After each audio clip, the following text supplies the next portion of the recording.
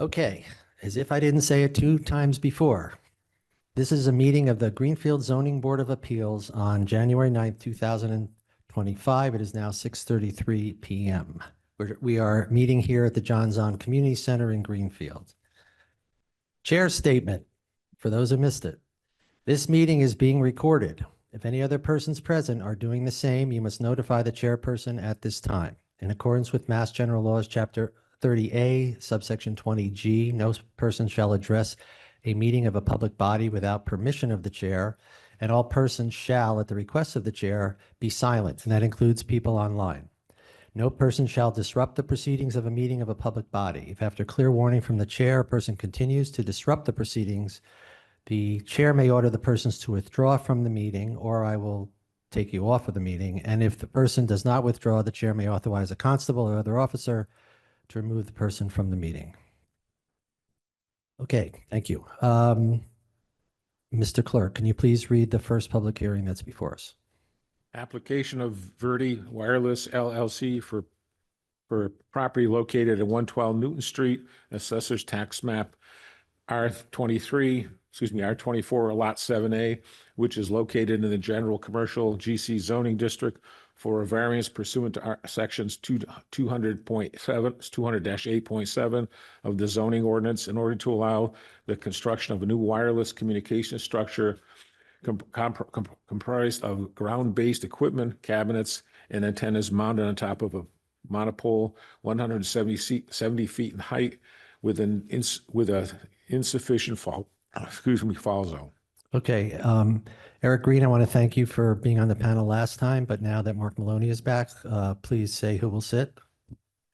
Those that will sit in the panel are Debbie. Eric will not. All right, Debbie Jilks. Thank you. Mark Maloney, Peter Wozniak. Jim Nguyen. And David Singer. Mark Maloney, can you put in the record what you've done to qualify you to be able to be on the panel? I just submitted the Mullins certification to Eric, which involved just. What does that mean for the public? All the documentation and viewing the meeting from the 19th. Okay. Just watching the recording of the full meeting. Yeah, Mark is a regular member of the board, and we want him to participate as much as possible. Eric did a stellar job standing in, and he will be available too in case we need him. So thank you. Signed copy of the Mullins compliance. Okay, great, perfect. Okay, so now it's time to hear the presentation from the applicant. Who is here for the applicant?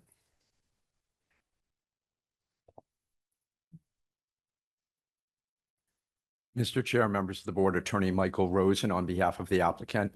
With me in person this evening are George Chanis from Verde Wireless and Peter Marchand from SAI.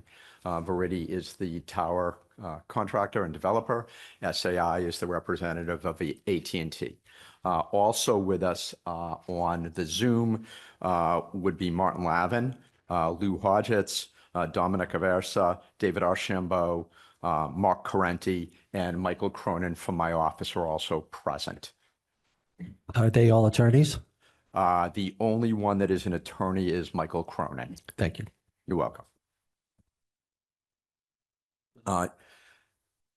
Please proceed. Mr. Chair, I do have a question, and that is that we have a variance and we have a special permit and a site plan. And I'm wondering whether we should open both meetings and have all of the evidence presented be applicable in both meetings so that when it comes time to discuss merits and vote on the special permit and site plan as opposed to the variance, we don't have to repeat and go through everything that's being presented here to the board this evening. I think most of the information that's being presented will be duplicative in certain instances. Certainly when you look at the site plan and you compare it to the fall zone variance that we're requesting for the tower itself. So I would ask the chair if that is something that this board would consider and for the record confirm for everybody as the presentation's being made, whether we're discussing the variance, the site plan, or the special permit, those comments would be applicable to all of those approvals. Okay.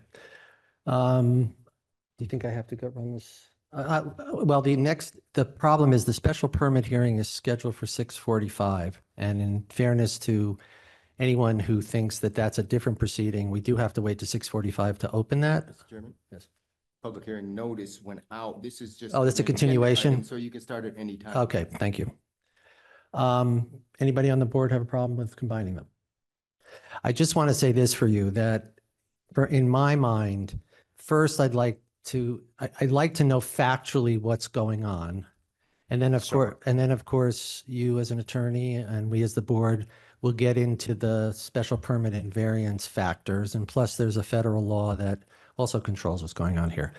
But just so that people who are watching and people who are here from the public, even though that was a good technical discussion, if we can throw out the facts first about what's going on, that would be really helpful. Certainly. Do you need to take any formal action to open the special permit?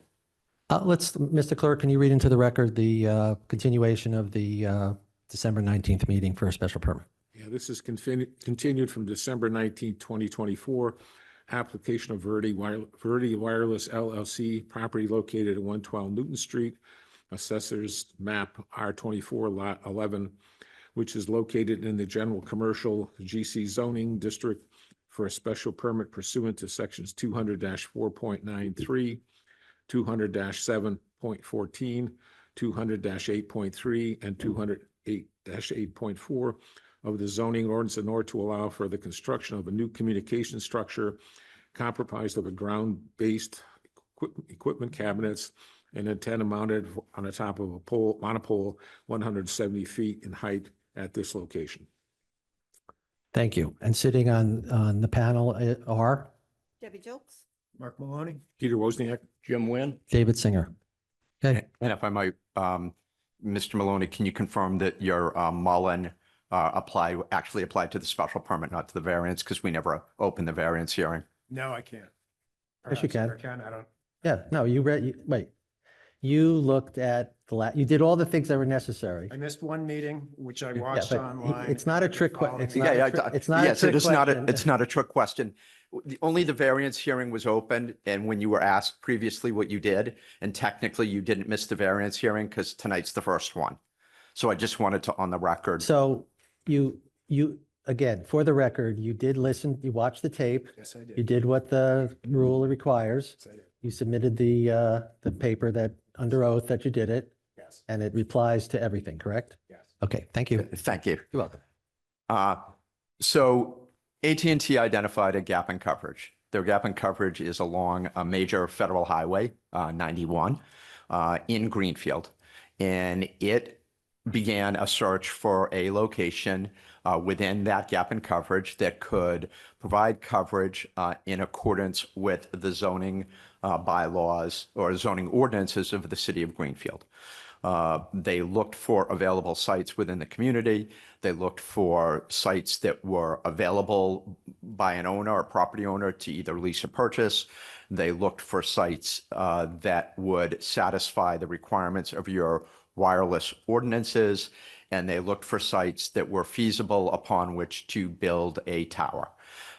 You will hear later this evening as we go through the application, you'll see a litany of sites that were identified as being available or potentially available, where the applicant explored the possibility of putting a tower on those locations to fill the gap in coverage. And at the end of the day, the applicant determined that the least intrusive means of filling that gap in coverage was to pick the site that is before you this evening.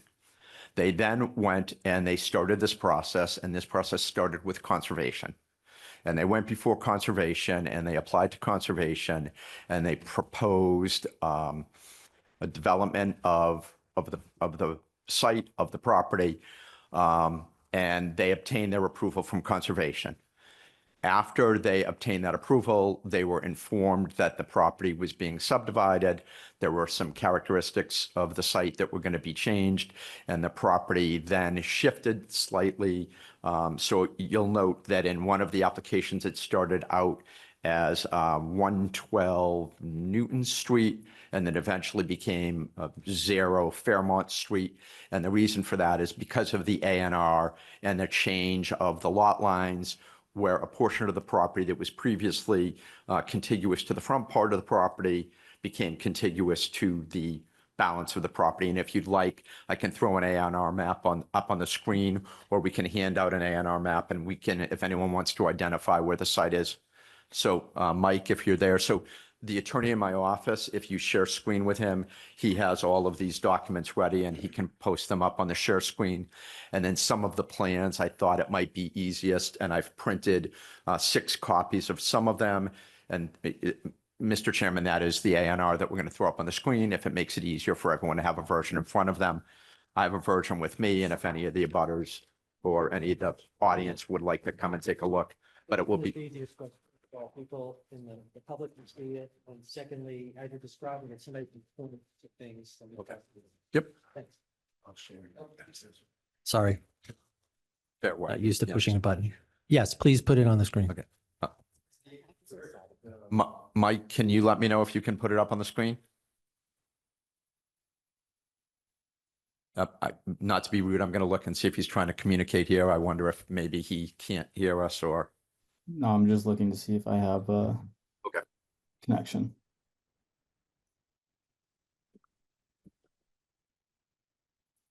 Yes, it looks like I do. Okay. Just give me 1 second.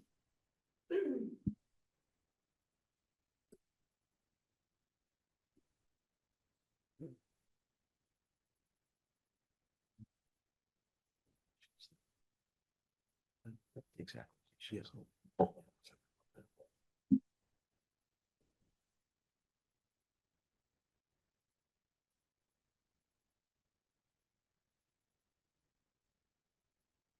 Yeah, I'm going to leave this.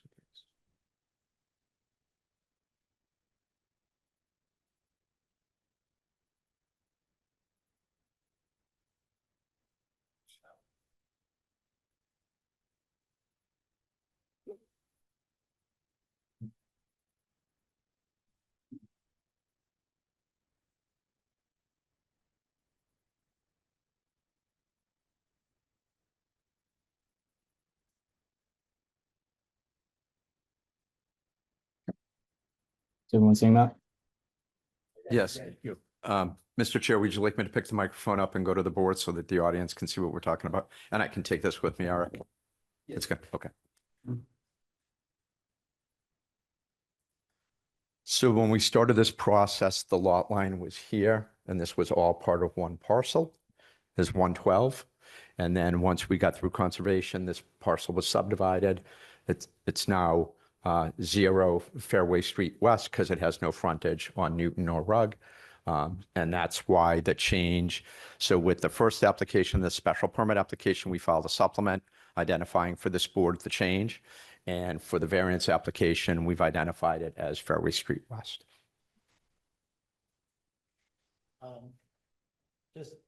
Just to be clear, was parcel A part of the original parcel? The design was, I believe, on that parcel. On parcel A. I believe so, And yeah. now it's on the 7.138 acre parcel. I I mean, I understand the address piece, but physically, I just want to understand that. If I can step in, the site is located where this like triangular shape is, which used to be a part of parcel A, then was subdivided and is now a part of this parcel. Right, but the 7.138 acres is included in, even though you have a dotted line there, which doesn't create a new parcel, it's the parcel for the tower. You also own this, is the 7.138 acre entire parcel what's in play here, no matter where you locate it? Is that whole parcel in play? Yes. So this is the line that was removed. This is the line that was inserted. That's what I'm saying. Okay. And the site is here. Yeah, that's the site itself, but the It's- parcel so, is. correct. Yeah. It is in the triangle only to explain that when the line was here, it was part of parcel A. When this line was removed and a new line was put here, it is in the portion of this parcel that was formerly part of this parcel. That is a clear explanation. Okay. Thank you. After meeting with conservation and as we were preparing the site plan and the special permit application and the variance application, we did, and I'm gonna forget the name, but you have a mechanism where you can do a departmental review. I refer to it as an IDR, an interdepartmental review, but it's technical review group. And we held a meeting with that group and we came and we presented to that group. That group was made a recommendation that we change the design of the roadway into the site. That was the reason for going back to conservation. So we went back to conservation a second time. We adjusted the drive to the site and the parking at the end of the drive down by the site to satisfy the technical review. We then went back to conservation the second time. We presented the amended plan to conservation. Conservation approved it, and then we filed our application with the town. I'm sorry, with the city. When we filed the application, we filed it all as one consolidated application. At some point in time thereafter, based on our discussions with the town, it was recommended that why don't we take the variance application and file it as a separate application. And so we then went ahead and filed the variance application. I'm going to say it was filed on December 12th, whereas the special permit application was filed in October. But the special permit application and the materials in that application do actually address the variance. But we did file it again as a separate application on December 16th. So where we're at now, so we have AT&T interested in going on a tower at this site. AT&T is a FirstNet responder. They are the FirstNet responder. They have a 25-year contract that allows them with the U.S. Department of Commerce, that awards them a contract that started in March 2017 to develop FirstNet sites. And FirstNet sites include sites that are not only for the provision of you and I, but also for our government, the types of things that on like September 11th, on what's going on in California right now in the wildfires, that the governments also want to ensure reliable access and for emergency crews, emergency services, fire departments, police departments, and those types of reliable services in order to be able to address government-based needs. So this site will be part of that first responder network, and AT&T then handed that site off to Viridi Wireless, who was responsible to design and permit the tower on which AT&T will go. Just to go back to, so you're saying that AT&T has a FirstNet responder contract with the United States government? Yes, U.S. Department of Commerce. Department of Commerce, okay. It was awarded in March of 2017. I believe they're the only carrier with such a designation, and it's a 25-year agreement. Now, when you say that's just that designation, do you mean of all the other providers? Yes. Okay, thank you. Yep. In designing the site, you always look first to see if you can get in a wireless overlay district or a wireless zone or a zone in which wireless is allowed. And your ordinance lays out some preferences, but this particular site actually, I believe, is the second preference, but it does fall in a site, a location where wireless is in fact allowed. You then have to file the special permit application process, the site plan approval process. However, there was one nuance with this site, and that is in order for AT&T to get the coverage that it's looking for, they want to be at 170 feet. And your bylaw also requires an obligation to attempt co-location, and when developing new towers, to develop those new towers in a way that co-location will be available for future carriers. So this particular site is a heavily wooded site. And therefore, to get a location that you could get the 4 carriers on one tower at any point if they came and sought to co-locate in Greenfield, the design dictated that it be approximately 170 feet from the ground. The site itself is about 20 feet below the road. It tapers off from Fairview Street West and going down a hill, down a slope. The reason that there's a wetland down at the bottom and we had to go to conservation is that it does slope down to where, and then rises back up to where the highway is. And the goal is to attempt, the primary gap in coverage is along 91. So that site was designed at 170 feet. noting that it's approximately 130 feet to the lot line, and therefore a variance would be required for the additional 70 feet. In order to do that, carriers have been, for a number of years now, probably more than 15, designing poles that will collapse on themselves, and they have stress points, and they have wind loads and wind resistances that differ for the base versus the top of the pole. And so that what it would do is it would allow the pole to break at the break point, a portion of that pole. It wouldn't snap, it would bend, it will come down on itself. And then it would, in a worst case scenario, in like a 190 degree, 180 degree wind, at some point the second portion could come down, but the way that it's designed, enough of it would be below the tree line that in all likelihood the lower portion of the pole ever collapsing would be slim and none. Those poles go out, they're designed by companies who are experts at that, and they're here with us tonight, and they can discuss the design and the way those poles are, the different wind loads and how all of that is calculated and determined to ensure that the point in the pole is properly designed so that if something were to happen, that pole would bend in a way before anything worse would happen. I would also point out, I don't want to get into all the details, but I've read some of the reports and some of the materials being provided by some of the opponents of this project, and they're going to present you with examples of horrific instances where tornadoes rip through communities and show you pictures of cell towers on the ground and on top of cars and vehicles. And I think my response to that would be, if there's a tornado that hits here that's 180 or 190 miles an hour, I think the tower would not be the biggest concern.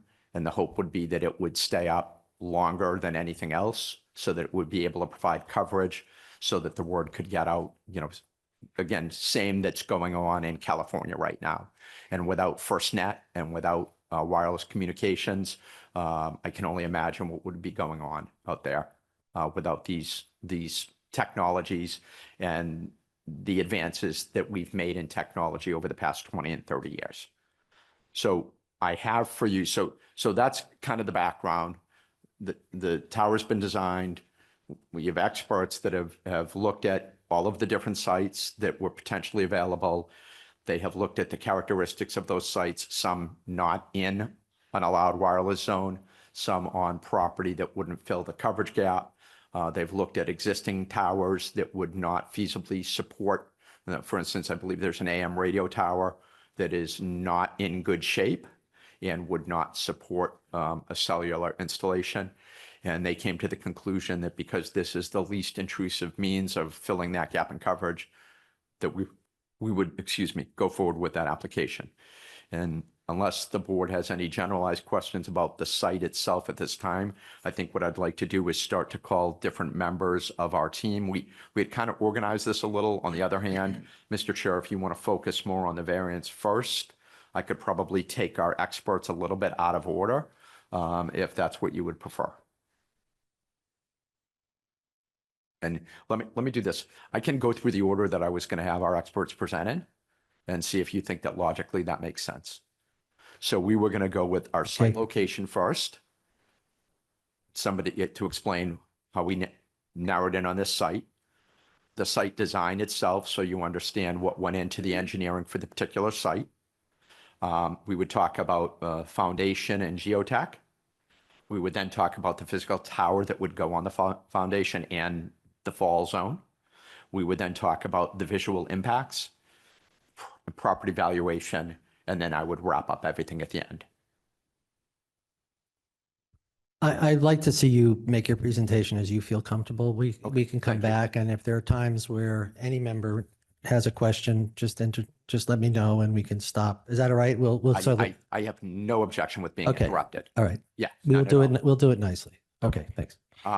So with that, I'm going to hand it over to Martin Lavin, who is going to discuss our site location and why this site prevailed as the least intrusive alternative over the other sites that we looked at within the city of Greenfield. Martin, can you hear us and are you good?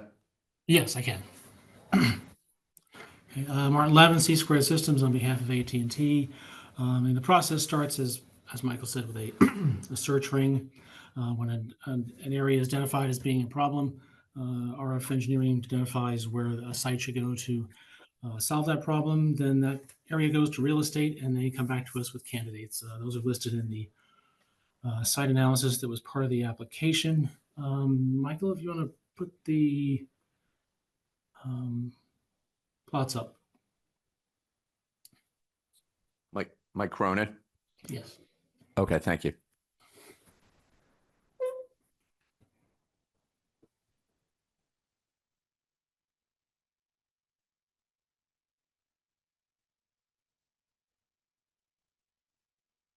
That is the A through M. I- Mike Cronin, can you, you're probably going to need to zoom a little bit if possible. Yeah, thank you. If you can go, yeah. Is that in our packet? It is. Yeah, the board members do have it. Thank you. Tell us what number it might be in the packet. I can do that. Yep. Thank you.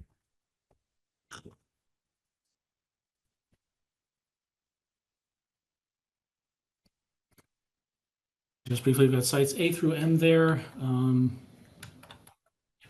2A. Sorry? Two. All right, everybody hear that? Number 2, thanks. And it's sub-tab Exhibit A.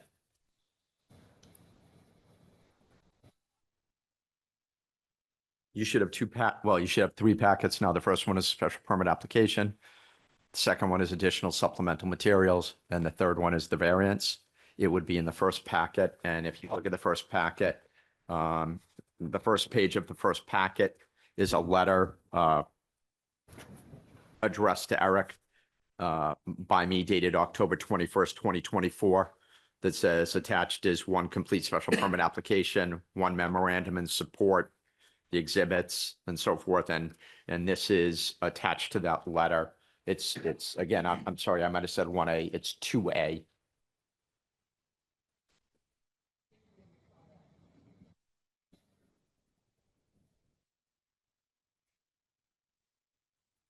All right, I have this.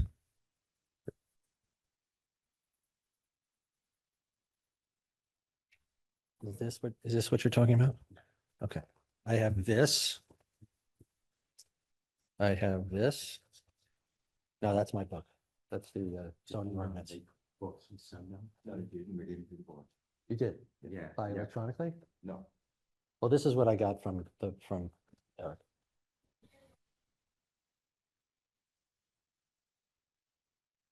That's not a full application. Okay. Those are the additional. Michael, if I can, I think I can clear up the confusion on this. There were 2 packets that were submitted. 12 copies of the supplemental materials were required. And this was included with the original special permit application, which there was only 1 copy that was required to be submitted. So, okay. You Well, should have received the black binder book that he looked at. I never got it. I do have it. I got it electronically, so I've given my packet away to the residents, so I do have a copy of it. Yeah, you're free to look. 2.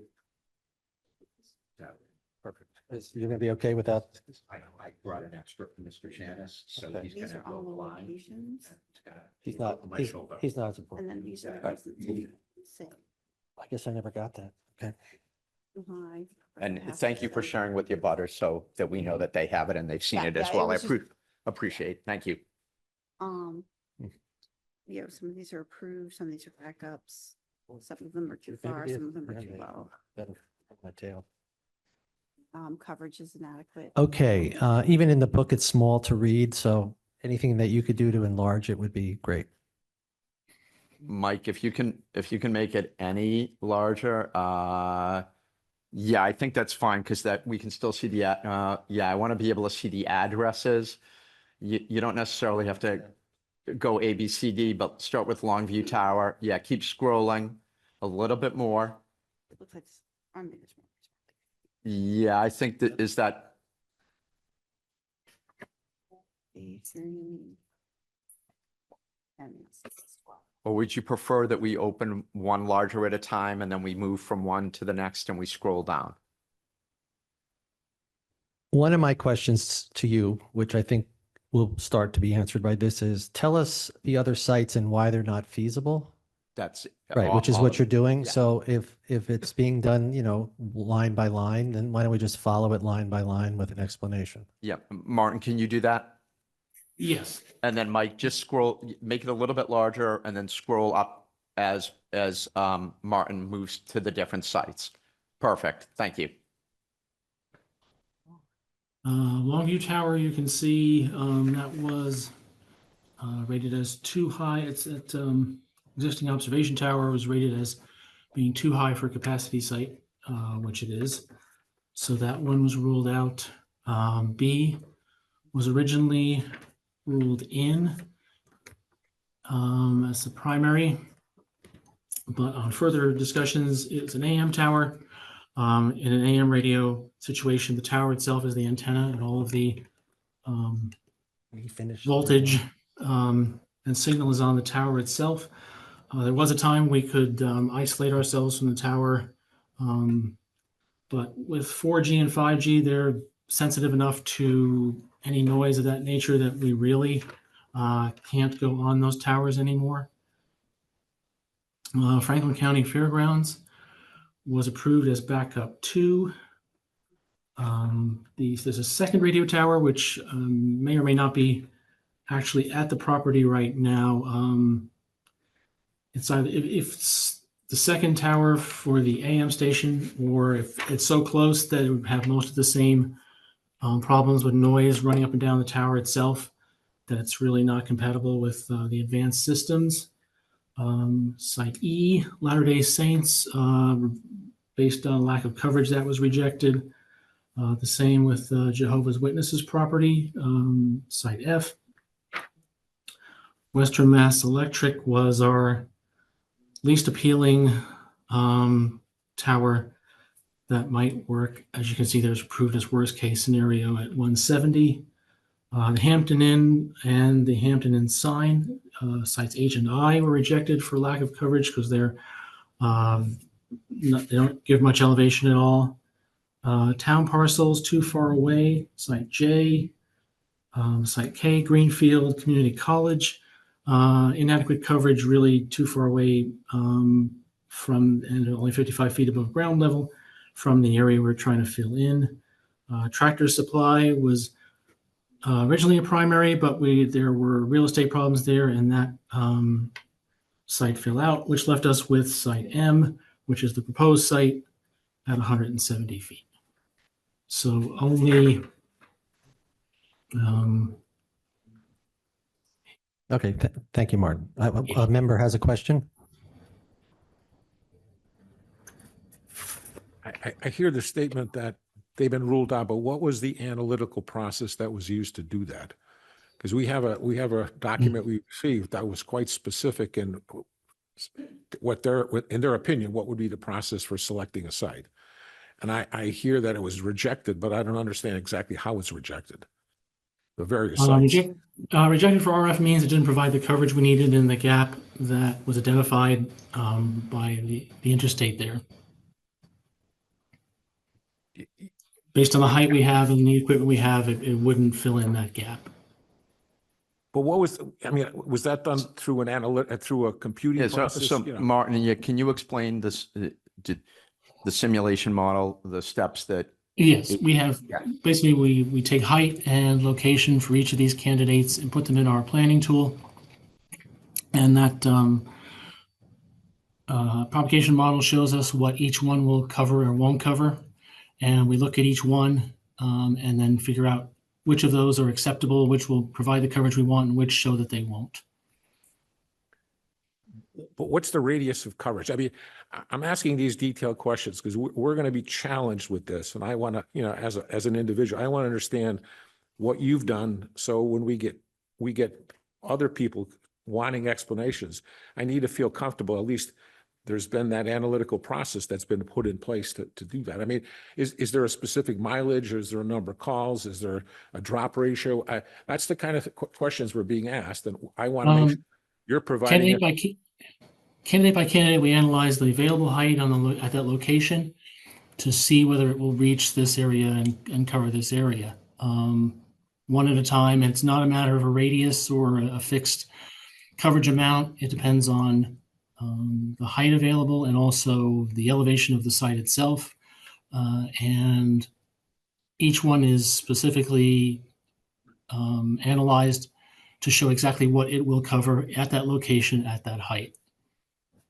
And it does, in this terrain, of course, it does not come out to be a radius. It's a very irregular shape, and have to see which one fits the best.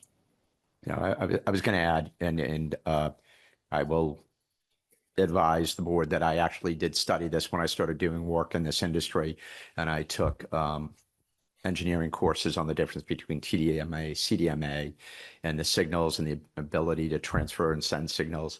Terrain plays a huge part. Foliage plays a huge part. Evergreens are different than seasonal foliage. Proximity to water plays a huge part. So there are a lot of different factors. One of the things that was raised in the abutters opposition, and again, I'll get into more of that later, but it's relevant to the question you're asking now. So they had raised a question about, well, we want to see something prepared. Why don't they have something prepared by an engineer rather than a non-engineer? You know, why did I sign and make these representations in the application? So we did after we've only had their opposition for 24 hours. So we'll provide something more thorough. But in the meantime, today we did send over an engineer signed report that identifies our site and why our site works. And if you look at that report, and I don't know, Eric, if you had time to circulate it to everybody again, and I apologize, we sent it over today, but we only saw the opposition at 3 o'clock yesterday afternoon. But you'll be able. Did you send that?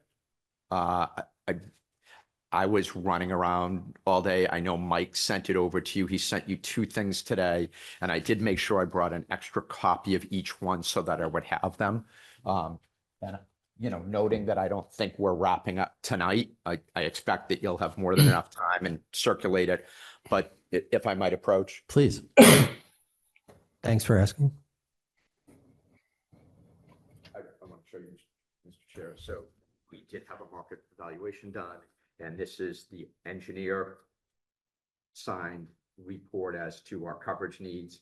So we did send these over today, and Mr. Wozniak, so that you can see that our propagation models would be something in that nature. So you would see That's fine. reports that identify the gaps, that identify the coverage and how it's being satisfied by the tower and the tower at a particular height. Yeah. And that is identifying where different towers are in the vicinity, so that you can understand how this site actually filled that need, where things are getting handed off. You understand where I'm coming from with the question? Because Absolutely. That's why I'm chiming in. Okay.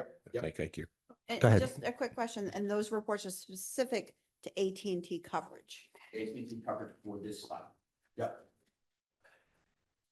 Okay, well, what I was going to say to you, and maybe this is what you did with your report today, is it would help me, and I'm sure it would help everyone, if we kind of could see on the ground this area on 91 that you're trying to cover, Yes. and then point out these sites as they relate to that coverage area. I get that. I think what Peter's saying, and I'll feel that, and I can appreciate it, is you're not connecting this data with anything that we can see in our minds. It's all kind of ethereal a little bit, you know, like you did some studies and you got some results, and that's great. So in the packet that you sent today, do you think there's something that could be put on the screen that could start right off with what is really the fit? Here, I'm going to use my own notes of what I believe we need to see. The physical size of the gap, the area in which there is a gap, the number of users that the gap affects. You know, those are things that if we can see them, it would help us appreciate the technical things that you're trying to provide us. Yeah, Martin, do you have the C2 report in front of you, or do you have similar material? And if you Um, do, Michael has Yep. the plots, that probably the first thing to look at. I can. so if you can direct Michael to which ones you want him to put on the screen. I'm thinking if the first question is where is the gap, that we're looking at the plot is MA 5014 existing 700 megahertz LTE coverage. Martin, is that the correct one? Yes, that's the page out of the RF report. Mike, do you understand which one he's looking for? It's Yep. mostly orange and green. Yep. There Okay, we are. and if you can zoom in to the star in the middle to the site, yeah, thank you.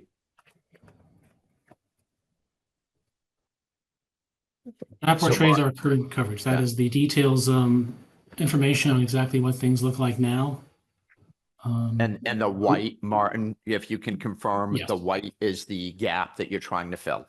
Yes, white is unreliable coverage, red is adequate coverage, or orange is adequate coverage, and green is the best desired coverage we would like to see. So, and the gap you're looking to fill is predominantly white and orange at the current time. Yes, Okay, thank you. along line 91 and into the areas on the west side. And what's the star MA 5057? The black stars are the existing sites. So if you look at, I see 1, 2, 3 other stars on here. You can see they're all embedded in green areas. And why don't I do this if I could? And that way the audience also knows what I'm referring to. So, yeah, so existing sites are black, proposed site is blue. So this is a black site, and you can see that it's surrounded in green and then orange outside it. And this is an existing site in green. This is an existing site in green. So I think those are the 3 existing, and this is the proposed site. And so the goal at the end of the day would be to have an area in here near 2A, where the intersection is with 91, where this goes from white and orange, and you would see green in here that would be similar to here, here, and here. And that's the project. If we can flip to the next plot, that would be, Oh, Hey, hang on. Hey, Martin, just let, I just want to digest this. Yep. Dave Martin. Okay, so what you're saying is that the areas of white have poor or no coverage. we call it unreliable, but poor or no coverage, yeah.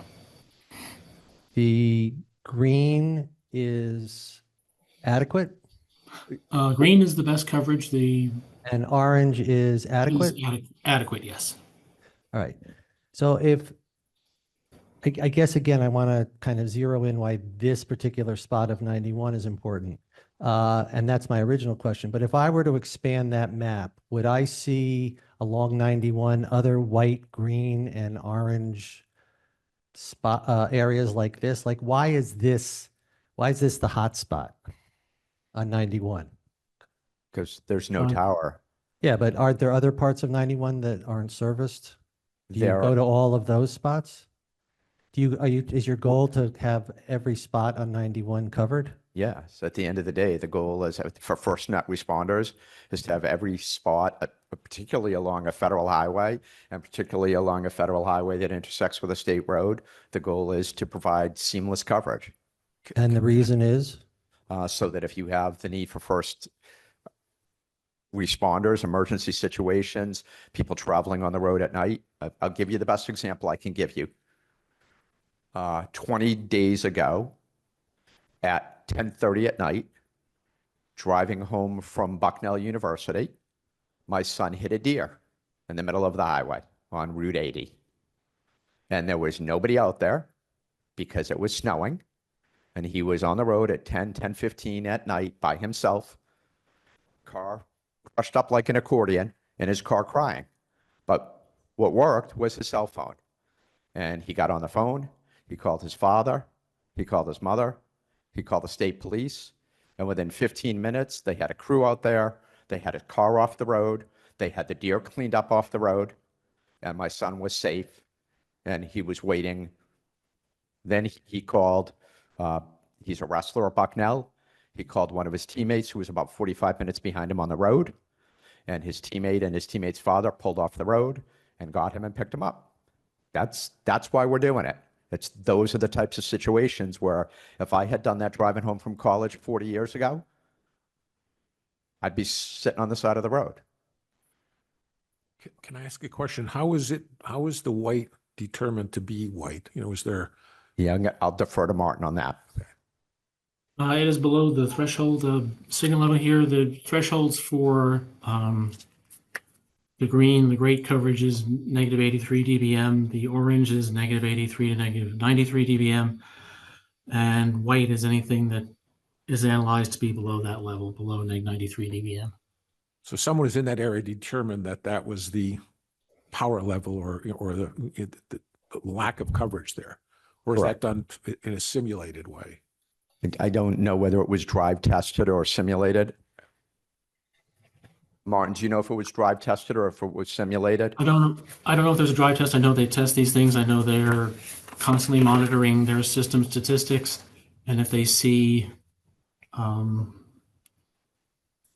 lost connections for data or voice or things of that nature, that's what drives this. The customer satisfaction basically is what drives.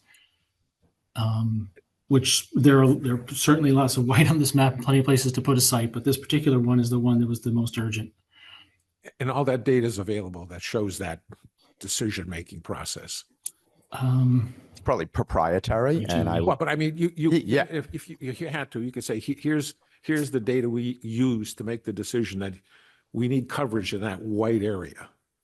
yes, yeah. What we could, again, what proprietary information we could or couldn't share, but certainly it could be explained in greater detail if there's a need for greater detail on that. One more question. Yep. So where the blue star is, that's white, and across from the highway is white, yet the highway seems to be colored orange. Is the highway really not colored orange and I'm just missing something? That's the color of the road. Yeah, I think that, so. The highway is actually colored red. Yeah, the highway's red. The state road, I believe, is like a blue. This is actually orange. This is green. So it's just really the road itself so that the road stands out as opposed to streets that are all shown in black. Is there a different set of rules for deciding this because of the first responder issue and not for just an expansion of the economic desires of AT&T? I don't believe there are a different set of rules, but I do believe there are additional factors. So when you have an area that, again, like an intersection of a state highway and a federal route, that I would think would get greater priority within a build plan in any particular time. So here's a white area over here. There are no streets over here. There's no highway over here. I would think that this blue star is going to take greater priority than, say, going into the middle of Sherborne or Shelburne, where there's no streets and no traffic. And Why does the tower have to be 170 feet high if you're only trying to signal something that's very close to it? so it's not very close. I mean, I don't know what the exact radius is, but I mean, you have a gap in here, It's close. I mean, I know from my own knowledge that's close. mile, 2 miles, 2.5 miles. No, the star to the highway is probably, I don't know, feet of some sort of yards. This or is the something. start of the highway here. Yeah. Yeah, it's probably a couple hundred feet. Yeah, maybe. so what's the need for a 170-foot tower if your goal is to first responder in an area that's very close? So if you're going to build the tower, you're going to fill the gap. You're not just going to build the tower. I mean, at the end of the day, you require a minimum number of towers in town. One of your key criteria is co-location, looking at existing towers. So if you did that, you might need to put a tower here, a tower here, a tower here, a tower here, a tower here, a tower here, and you might need 8 towers to do the job that you could do with 1 tower that could fill in possibly from here to here. And by way of example, and I'm not like saying mathematically, so I'm going to go to the middle of that star, and I'm going to tell you that is I think everyone can see the green is certainly more than the length of the pen. If I put the pen here, I'm covering a lot more than just the parcel of land and right here. And I mean, if I go to this one and you look and you see what's red and what's green, and you're getting all of this area out of that one tower, you can cover a greater area with one tower, which is fewer towers, which is what your bylaw requires, and your bylaw requires co-location. So you have a tree line here that I believe is in the 90-foot range. And so the idea was to build a tower that you can put 4 carriers on, and carriers generally have antennas that go anywhere from 8 to 10 feet. And in order to avoid interference between carriers, you generally put gaps between each antenna array. So you might go, your first array might have a center line at 105 feet. Your second array might have one at 120 feet. Your third array might have one at 135 feet, hypothetically, and your top array might have one at 150 feet. You also don't design the towers for today. Trees that are 90 feet tall today are going to be 95 feet tall in 10 years. They're going to be 100 feet tall in 20 years. So you don't want to design a tower that's going to all of a sudden be troubled by interference within the first 5 or 10 years that you build it. So you want to be high enough that you're over it. And signals are also line of sight. So one of the things that you want to make sure that you're doing with your signal is, if you have a tower here and a tree here like this, and you're trying to reach down here, that signal is going to get interfered with by the trees. So your goal is that you want your tower here. You want to think about what the line of sight is to where you're trying to get to, and you need to be up over the trees, away from interference, which is why, so driving down Route 2 and 2A today, probably passed a dozen towers along the way that you see along the highway that, you don't see the whole tower, but you see the top third or the top half of the tower, and it's line of sight. And as you're driving and you're getting your text messages and your emails, I wasn't driving, George was driving, so I was checking my emails.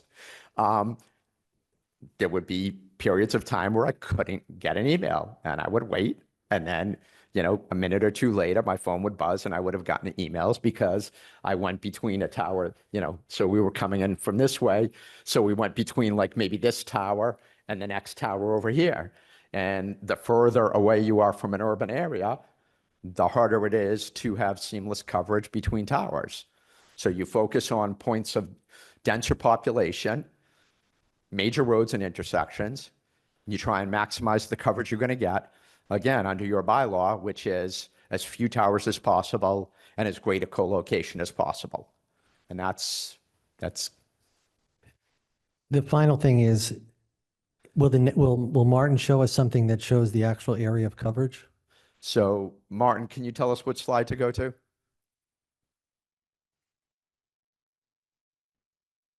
Martin, I'm on mute.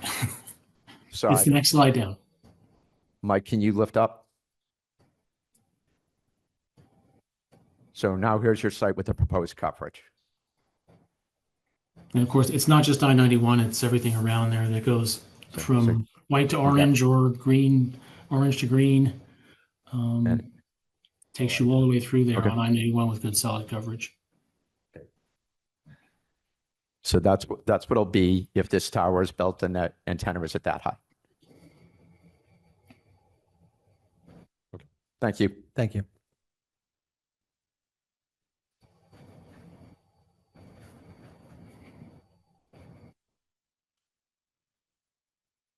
So if you don't have any other questions for Mr. Lavin, next on our list would be Lou Hodgetts, who designed the layout of the site. Mr. Chair. Chair, there's Yes, the go. person. No.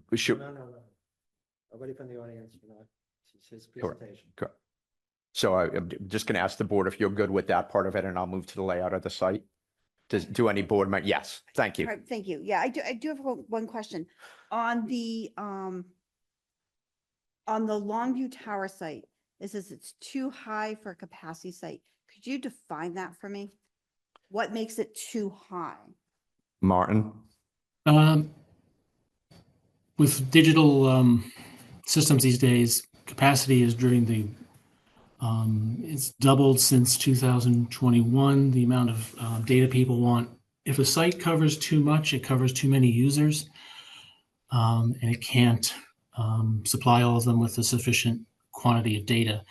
If the sites overlap, then the overlapping, basically, if it's too high, it's probably going to show up in all sorts of areas and basically just create noise, not service in areas that already have service. That is why it's a trouble for capacity. It's a very different thing from when we were having analog cellular back in the 80s and 90s, and it was just a matter of getting on the highest thing you could find and letting it cover as far as you could. It was only voice, and there was no problem really in that regard. But the quantity of data that's demanded now requires that we tailor the size of the sites to the area that we need to serve, and that we not run over into the coverage areas of other sites, which would diminish their ability to serve their customers. So And if one a thing I site can is too tell you- high, it can't be controlled, it can't be reined into where it's supposed to be, and it's just showing up in places it shouldn't, and it's causing more trouble than it's solving. And how much higher is that site from the one you're proposing? Do we have a ground So- elevation on there? Yeah, do you have the ground?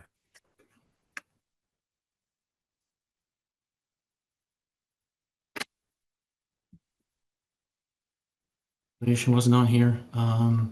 If it's an observation tower, Mohawk Trail, let me see.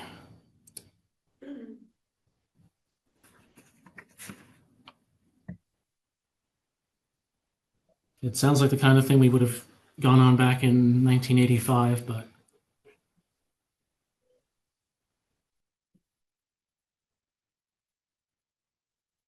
So Martin, while you're looking that up, if I could also, I mean, the reason why I'm asking is Sprint is already there. And in your review, you stated it has excellent coverage to the north and to east, but it's too tall. So I'm just like, I just want to understand what about it made it, if Sprint's there and it's working, why would it not also work for you? it depends where Sprint's other towers are versus where AT&T's other towers are. So one thing I can tell you again, so you have antennas on each tower, and each antenna can handle a finite number of calls.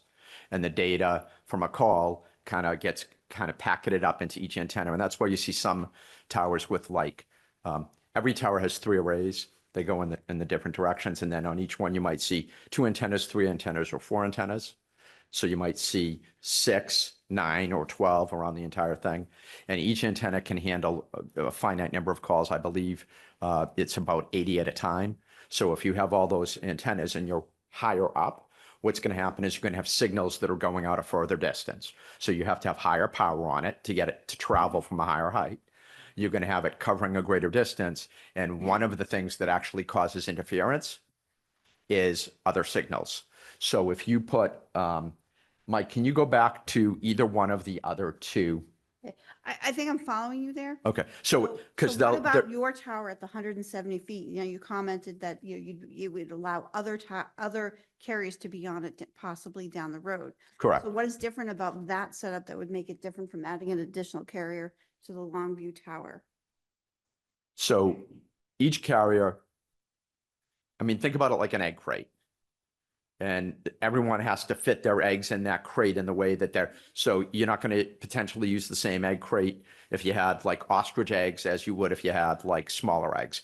So depending on what your system and how your system's operating and what technology it's using and where your other towers are, you're going to set the power at your towers so that it knows, I know I have one over there, I have one over there, I have one over there, and I have one over there. The one I got to put in the middle has to have 12 antennas.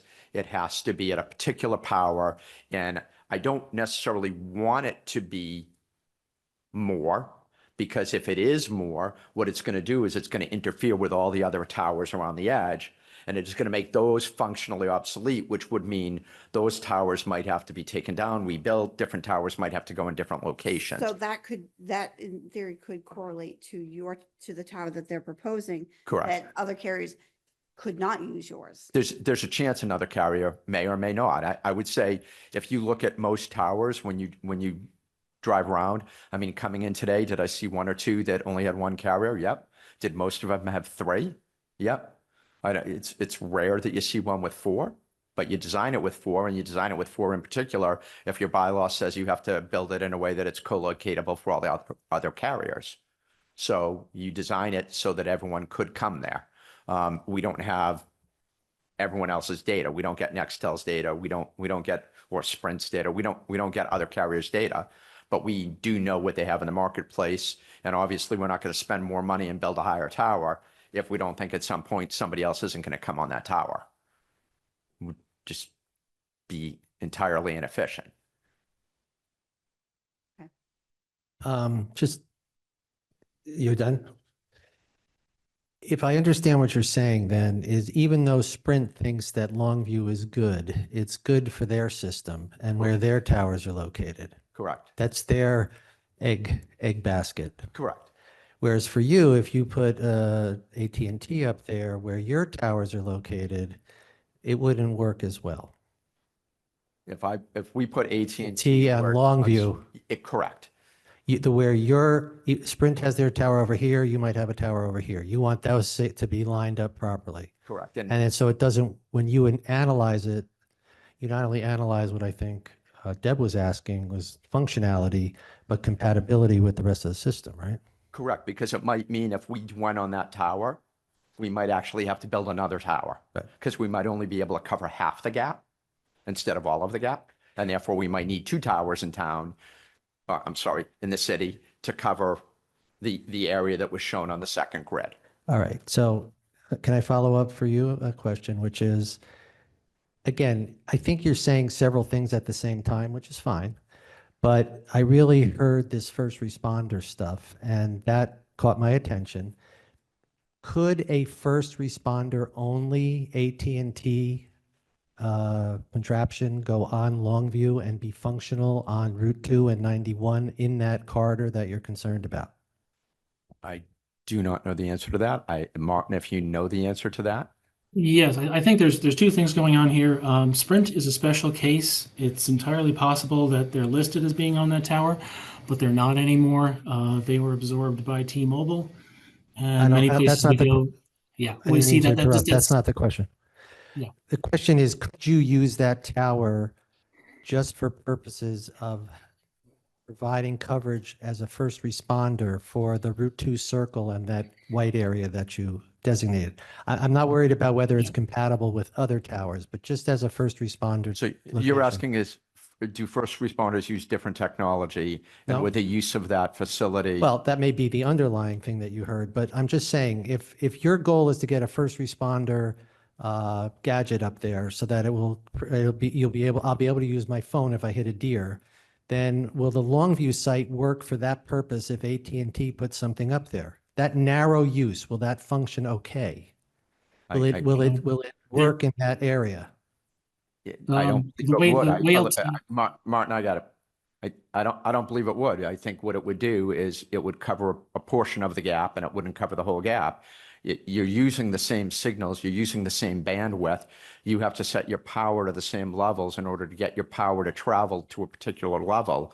And so what it would do is it would have that interference issue with potentially a tower to the north or to the north or to the east or to the west by going on that. What's the other tower, Sprint?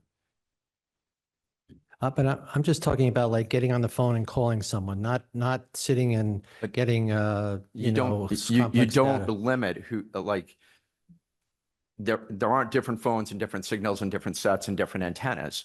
So your fire department and your police department are not using different phones than anyone in this room is using.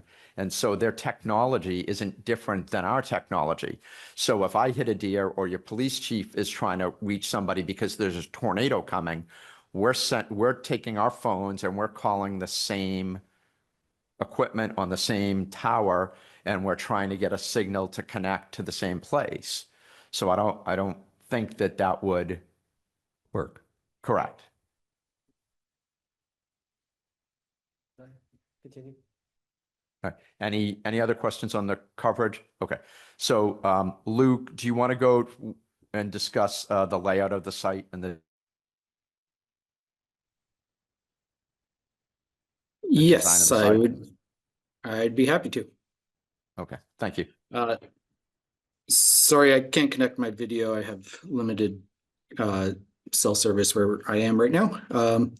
So my bandwidth does not have capacity to have video on. If Mike can put on the overall site plan, I think that would be helpful.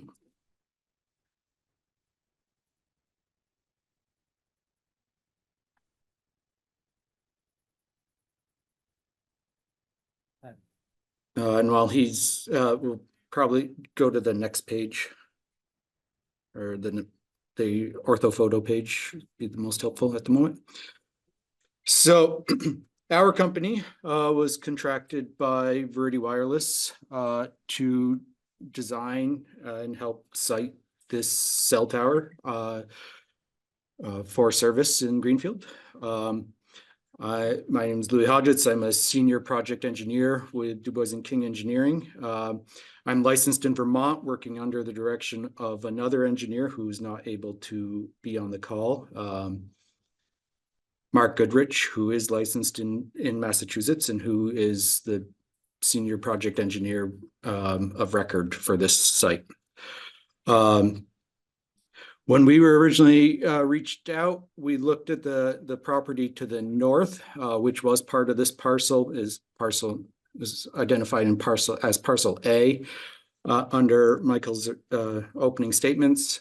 We looked at viable options within that parcel, understanding that was potentially going to get redeveloped at the time, and then as the design review on our end went through, that parcel was redeveloped and sold. So we had looked at potential siting within the existing building footprint and open space footprint that was there.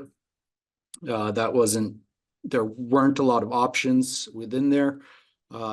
So we looked at other locations on the property, traveling south, and identified a wetland area. That wetland was delineated by another environmental firm called VHB. There is the wetland that's there is primarily dam controlled. The existing pond at the northern end of the property and on that parcel A has a dam structure that retains the surface water for that pond. And upstream of that created a wetland. So based on conservation and the requirement to maintain at least a minimum 25-foot undisturbed buffer from that wetland boundary, we identified a flat, reasonably well-graded location where we can design the 50 by 50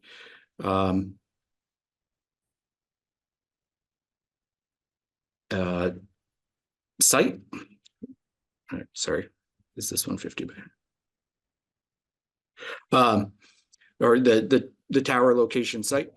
And then to meet all the requirements with access road coming down from Fairview at a reasonable grade to allow for vehicular traffic. Mike, if you go to C6.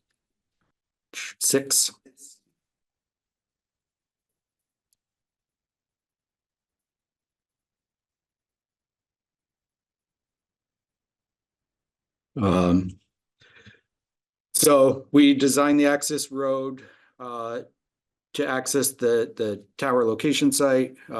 We are maintaining a fenced site compound that's 50 by 50 feet wide, so that the co-locators in the future have ample space to go in there to put their equipment and build out any equipment needs that they have in a predetermined footprint. Based on the conservation requirements, we were required to design a stormwater treatment system. So we have drainage swales and a gravel wet or a shallow wetland around the perimeter to provide stormwater treatment. And then in our technical review meeting with the town staff, the fire chief specifically requested a wider access road to allow for the fire apparatus or the ambulance to access the site and be able to turn around. So the original access driveway that we had proposed is shown in red on this plan. After speaking with the fire chief, we widened that to its current limits as shown in black, with some additional parking and turnaround area to the southeast of the site. We had attempted to move the site as far into the property as we could to the west, but we were constrained by the wetland and the 25-foot undisturbed buffer requirement that conservation set. We had looked at other parts of the property as well to see if there were other areas where we could site it to meet that separation requirement or the fall zone requirement. And with the location of the wetland, it just was not feasible. This was really the best location we had that provided the greatest distance to the property line and to maintain that fall zone area. Going forward, we still need to accomplish or still need to conduct the geotechnical evaluation, which requires having a boring machine access the project location, do a 25 to 30 foot boring to determine the soil types. And then we will do a foundation design for the tower. Based on the preliminary review of the soils in the area, we don't foresee any issues. The USGS soil maps indicate that it's a gravelly sandy loam. So we're anticipating a reasonable soil condition in this location. That in our experience, soil conditions of that nature tend to have a 20 to 30 foot pad foundation, which would be entirely within the 50 by 50 foot compound. And then there's a small pier that sticks out of the ground that the tower then sits on. That is all designed by the tower manufacturer based on the geotech report, and designed to accommodate that tower for the service loads as required by the code requirements. So that's a very brief introduction. If there's any questions, I'm happy to answer those. So I would add one thing, which is just while we have this up, I think it's an easy time to address it. And that is, this is where we would need to access to take the testing to determine the exact design of the foundation. And this is at around 206, and at the street, you're over 220 up at the street. So it's a significant drop, and getting access, it would mean we'd have to start taking down trees and doing some build out of the surface. And so one of the reasons that we would like to have that be a condition of the approval is that we would have to do geotech and come back to the board to show you a foundation design that supports the application that we've submitted, is so that we would not have to go ahead before we have approvals and take out trees and start to build a roadway. At the end of the day, with all due respect to the board, if you don't approve the site, please don't make us cut down trees and build a road. So that's the only thinking on that. And while we were here at this particular plan, so you could see here, you could see the elevations here, and you could see the elevations of the street. I just thought this was a good time to bring it up. So, Anybody have, at this point, have any questions? All right, I do. Yeah, that was a big deal at the last meeting. I appreciate what you're saying. There's a chicken and egg thing to this. I get it. I get it. All right. So, I mean, let's get to the first fundamental issue that's before the board. You're asking us to vary our safety zone, correct. which by just me as a layperson, I can feel comfortable that I have a zone where if the tower were to fall, it's the same size as the tower, so it's going to fall down. It's too heavy to move anywhere, even if there's a big wind. And yet, you can only go 100, the tower will fall on the road at 130 feet. Correct. So we have a lot of safety concerns. The reason for that particular provision in the ordinance is for safety. I want to make sure that everyone driving on that road is safe from predictable events. Now, we also have a peer review, and because safety is our first priority, we're hoping that our peer review can tell us that the design model that you're using, that you're calling the next level of safety, where you can't do the obvious safety, but you'll do an engineered safety. Again, I could be, and we have an engineer, and we have other people who have hopefully the same common sense as I do, but we're going to have to know that that foundation is solidly held in there. Correct. Because there's going to be so much pressure on the bending point that the foundation's going to have, whereas before, or as our bylaws are written, that foundation could actually collapse because we have a safety zone. So you don't have to build it with that in mind. But now you need to build something in order to comply with your representation, something that can stand all that pressure of a bending tower. And so I'm not going to say anything. I'm going to go to this. Are you telling me that our peer review will not be able to will not have enough information to tell us that foundation will be able to support that pressure? I believe your peer review will be able to tell you, if properly designed, that it will be able to withstand that pressure. And I believe your peer review will be able to confirm, based on our engineers, that there would be one or two different types of foundations that would be used in detail, and that your peer review would be able to tell you that, yes, it absolutely would work, and that they would come back and they would review the foundation as a condition of the approval. And our opinion would be that we wouldn't go through this exercise and I wouldn't say make it a condition, we're happy to have the peer review come and review it, unless we were 100% confident that we could design that foundation to address a tower that is designed with a bending point.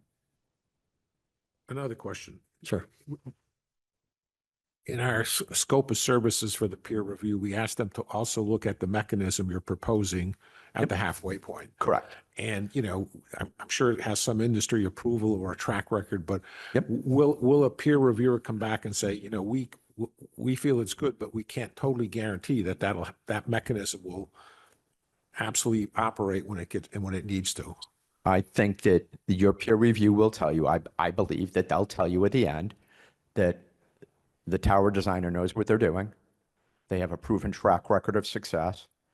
Our tower designer does not have towers that have collapsed, and that the technology we're using and the engineering we're using to build it is a proven system that works. I think that's what they'll tell you. And I'll give you an example, okay? You have a tower in town that encroaches on the fall zone. It's been in town for 24 years, and you haven't had a problem with it. Somebody designed it and built it, and they did it the right way. And it encroaches as much or more than this one encroaches. So where's that located? I think 195 Country Club. It's a 200-foot tower, and it is 130 feet from the road. I drive by there every day. And in addition, there are no trees that would fall on. It's not 20 feet lower than the road up above, and it's closer to the homes on the other side of the street. There's nothing here. So our lot line is here. There's about another 20, 25 feet to the roadway. The roadway's 40 feet, and there's nothing on the other side of the road except a steep embankment going uphill. So this tower would have to fall over a dense tree line, up a hill, and over a road. So even if it did fall and it stayed in one piece, it's falling like this. That's not going to happen. It is designed to bend. And you said that the halfway point, it actually will be slightly above the halfway point, but, we wouldn't go through the time and the effort of the hearing. At this point, we're going to be, we did the last hearing, we're doing this hearing, we're going to come back and do another hearing, and we're going to come back and do another hearing once we get through the first one and you condition the foundation. If you do that, we're going to keep coming back and spending money to do it because we are 100% confident that what we have designed, what we've implemented in the past will in fact work, be designed the proper way, will be over-designed to ensure that something bad doesn't happen.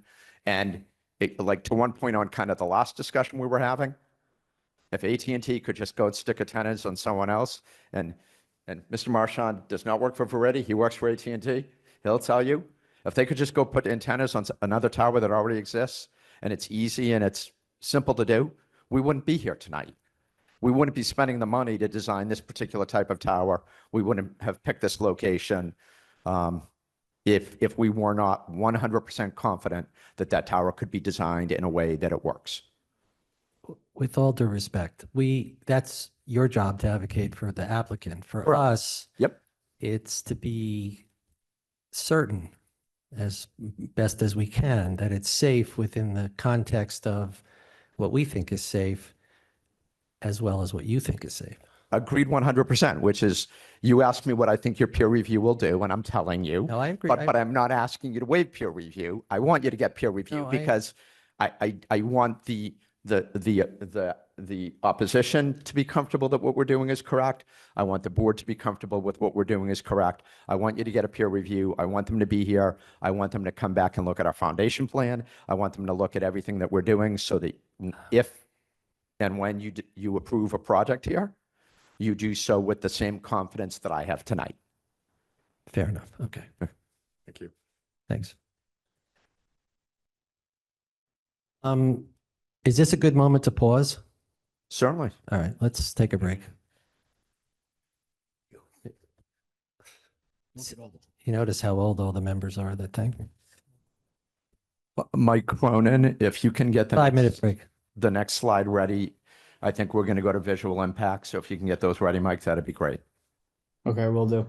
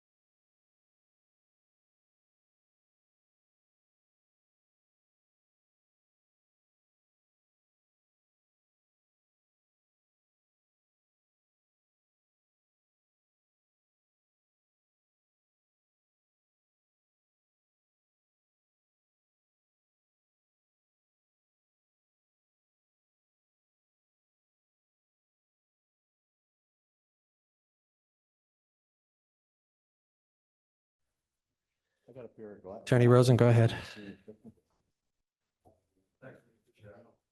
Oh, yeah, sorry about that. Thank you, Mr. Chair. We do have one of our team members on the fall zone, Dominic Aversa. I don't know if you want to have more detail on that tonight where you don't have a peer review, or if you'd like us to put that off until you have a peer consultant at a future hearing. I suspect he's going to repeat a lot of what I already said, but he's involved with the company that actually is designing the tower. And he's been working with them on that design. And if anybody on the board, I believe that at least one of the board members is an engineer. If they wanted to hear from Dominic, we could have Dominic, but also noting that we've been here for an hour and a half. How long will he be? Dominic, how quickly could you either summarize for the board or answer any questions they have? I could give a brief summary. You've went over some of the aspects of it already, and I could just give a little more detail on it for a couple minutes. All right. Yes, I'd like to hear. Board Yes, members. Okay, please. Peter. Yeah, I think for us to understand the peer review, we Yes. should understand what they're doing, That's right? what you're looking at us. Yeah, okay, go ahead. Thank you. Thank you. Peter, please go ahead. I'm sorry. Yeah, Peter is the engineer in the room. Dominic, please go ahead. Yeah, so my name is Dominic Aversa. I'm a licensed engineer in the state of Massachusetts. I'm working with All Points Technology. The actual tower design is completed by Valmont with their engineers. I've reviewed their files they've completed so far for the preliminary tower design. And in conjunction with Valmont as well, issued the fall zone letter that should be included with the files. The fall zone itself and the function that, you know, the function of the tower collapsing upon itself is simply based on an area of the tower slightly above the midpoint being designed as the weakest point of the tower. So everything else, everything below the area is rated at a higher capacity, higher strength. So if the tower were to be subject to catastrophic winds at the design or above the design winds for the locality, and the tower were to collapse due to that high winds, the theoretical method of failure it would fold over itself at what's called the hinge point, which is approximately 90 foot above grade. As soon as the top section of tower were to fold over itself, it reduces the overall load on the foundation significantly, as the overall height of the tower is much less, should limit any sort of full collapse of the tower where the tower would fall entirely over on its side. So that's when the hinge point or the failure mode is discussed, that's what's being talked about, is the I don't want to call it a weak point on the tower because it still is an area that is strong enough to meet all required standards, but it's the weakest point of the tower that's designed.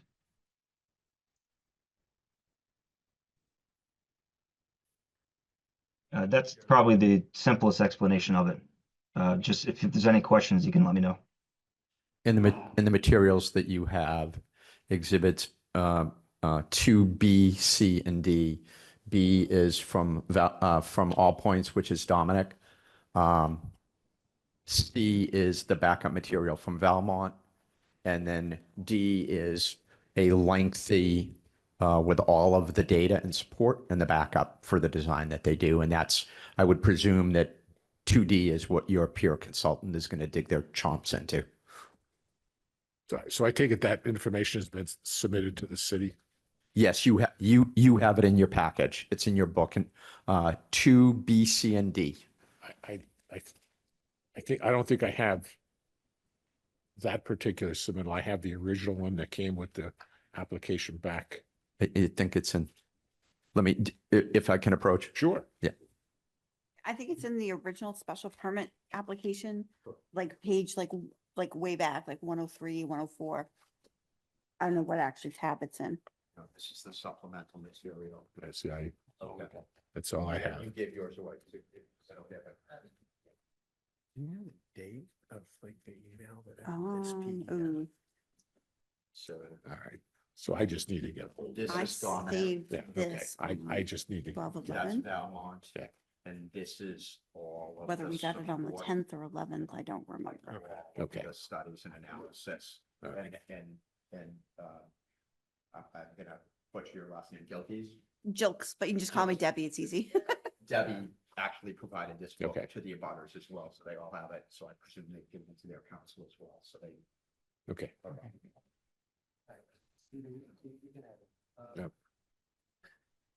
Can I ask, is it time for questions or do you want to elaborate more on what he said? Nope, we're good. First, I'll ask, any member of the board have a question? Doesn't mean you can't. I'll look at that first. You want to look at that for a second?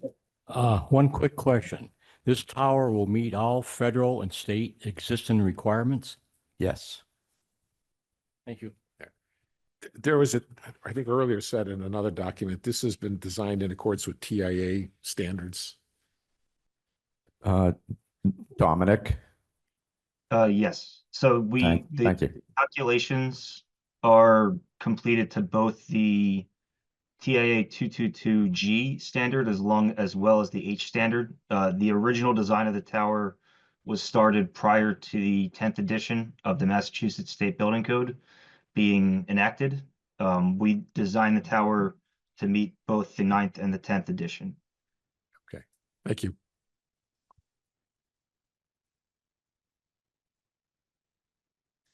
Dominic, when was this technology of the bending, when was it invented or when was it first used? It's not necessarily an invention. It's designing a weak point in the tower to facilitate a specific failure mode in the case of catastrophic failure. Has this been used? Has it, so when was it first ever used to your knowledge?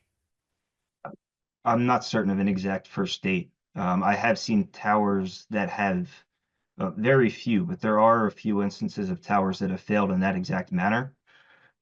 I couldn't say if they were designed with that in mind. Has a simulator test ever been done with this tower? This tower design? I'm not certain if the manufacturers do. I'm a third party working alongside the manufacturer to assist in the process. It's possible that the manufacturers themselves have. I haven't personally done one myself. So how do we know that it will work when an event occurs?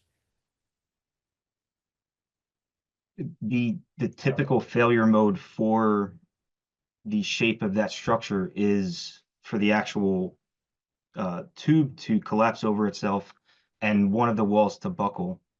It's how the actual structures are designed in general. Right, but it's hypothetical. It's based on your engineering designs and your knowledge of engineering formulas and things of that nature. But has it ever been tested? Has there ever been a disaster where it's worked? So why don't we talk to our engineers, the designers of the Tower of Valmont? As Dominic indicated, he hasn't done an actual testing on them. We can ask Valmont and I can get an answer for you. I can tell you personally, I've been doing cell tower permitting for 24, 25 years, and I have used monopoles with hinge points in them for near the entirety of time that I have been doing them. And I am not aware of one tower that I have permitted, and I've probably permitted close to 200 over the years. I'm not aware of one that I've permitted that has a hinge point that's failed. I'm sorry, what was the last thing that you said? I'm not aware of one that I've ever permitted that has a hinge point that failed. I see. Okay. Dominic, is it fair to say that if the tower just fell, would it fall beyond 170 feet? Would a 170-foot tower necessarily fall beyond 170 feet? I don't see any method that it would be able to fall beyond 170 feet. Okay. The likelihood of it fully collapsing to the side is mostly well, the purpose of the design is to create the hinge point, so that type of failure mode is less likely than it could be. Thank you.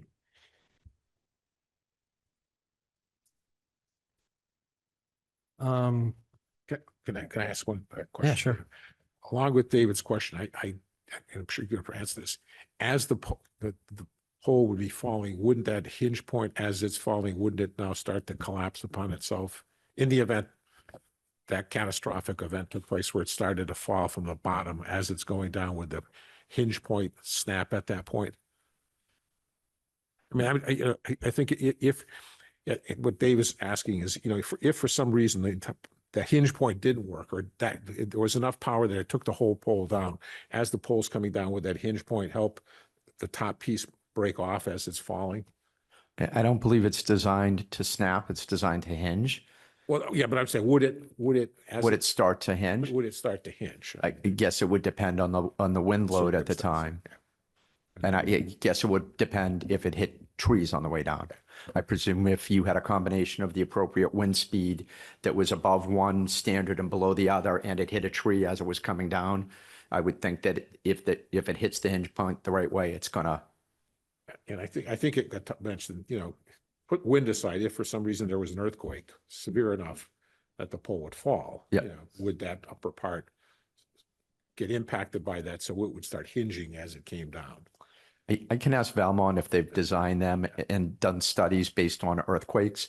Obviously, in the Northeast, it's not something that we probably have asked them to look at, nor probably have they looked at it in designing this particular tower, because we're not in an earthquake zone. But I do think if there's questions you have that you'd like me to direct to them, I can get those answers for you. And then obviously we can have the peer review also take a look at them. Well, I'll give you a comment. There was some earthquake effect many years ago in Greenfield, because my wife was working downtown in the building she was in, suffered the shake of an earthquake. Not a severe one, but there is some earthquake activity in this area. Okay. Yeah, we can certainly ask that question. Thank you. Welcome. Somebody else, me. The circle on the plans that show where the tower would land, does that take into consideration the lower grade, so that if it fell in the lower grade, it would still go out to that? Or is that just 170 feet? We had this discussion on the way here this afternoon about whether we needed to adopt Pythagorean theorem because of the slope and the triangulation. And what did you decide? It would save you about 2.5 feet. Okay. So it's not substantial. There's no, the fact that it slopes is not it's a 2.5 foot issue in terms of measuring where the circle is. As far as measuring the circle, yes. Yeah. Yeah. Okay. So this is to protect my board and everyone else. This is a lot of information for us to digest. And so I want to certainly I don't want you to come back many times, but on the other hand, is this a natural ending to the presentation, or are there more things that you want to present?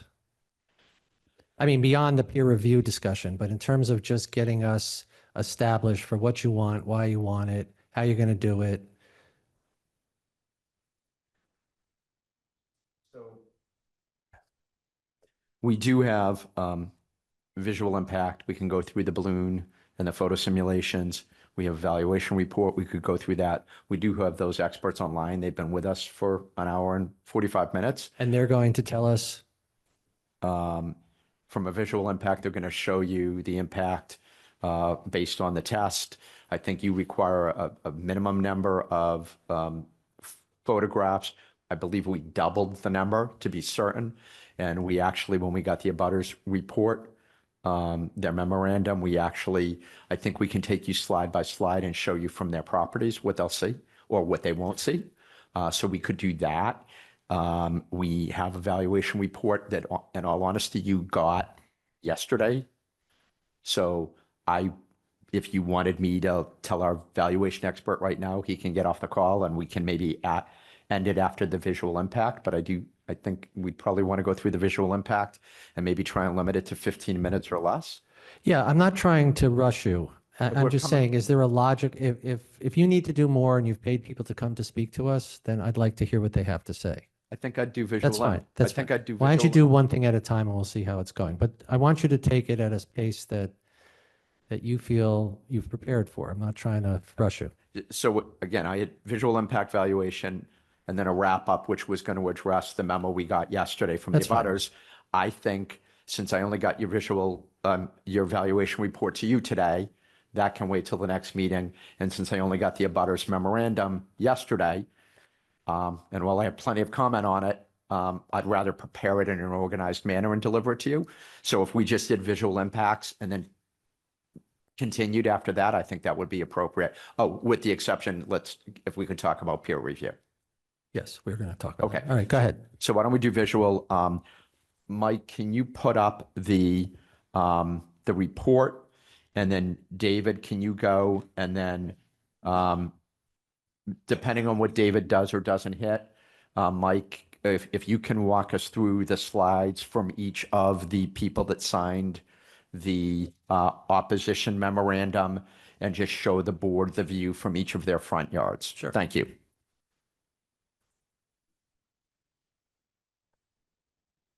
Hello, my name's David Archambault.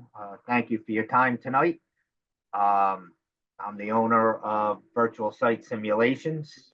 We conducted a balloon test on 10/28/24 of a 170-foot tower. That consists fairly simply of using a measured braided line attached to a balloon. The balloon is filled with helium and filled to a 3-foot diameter and raised to a height of 170 feet. We measure the height to the bottom of the balloon.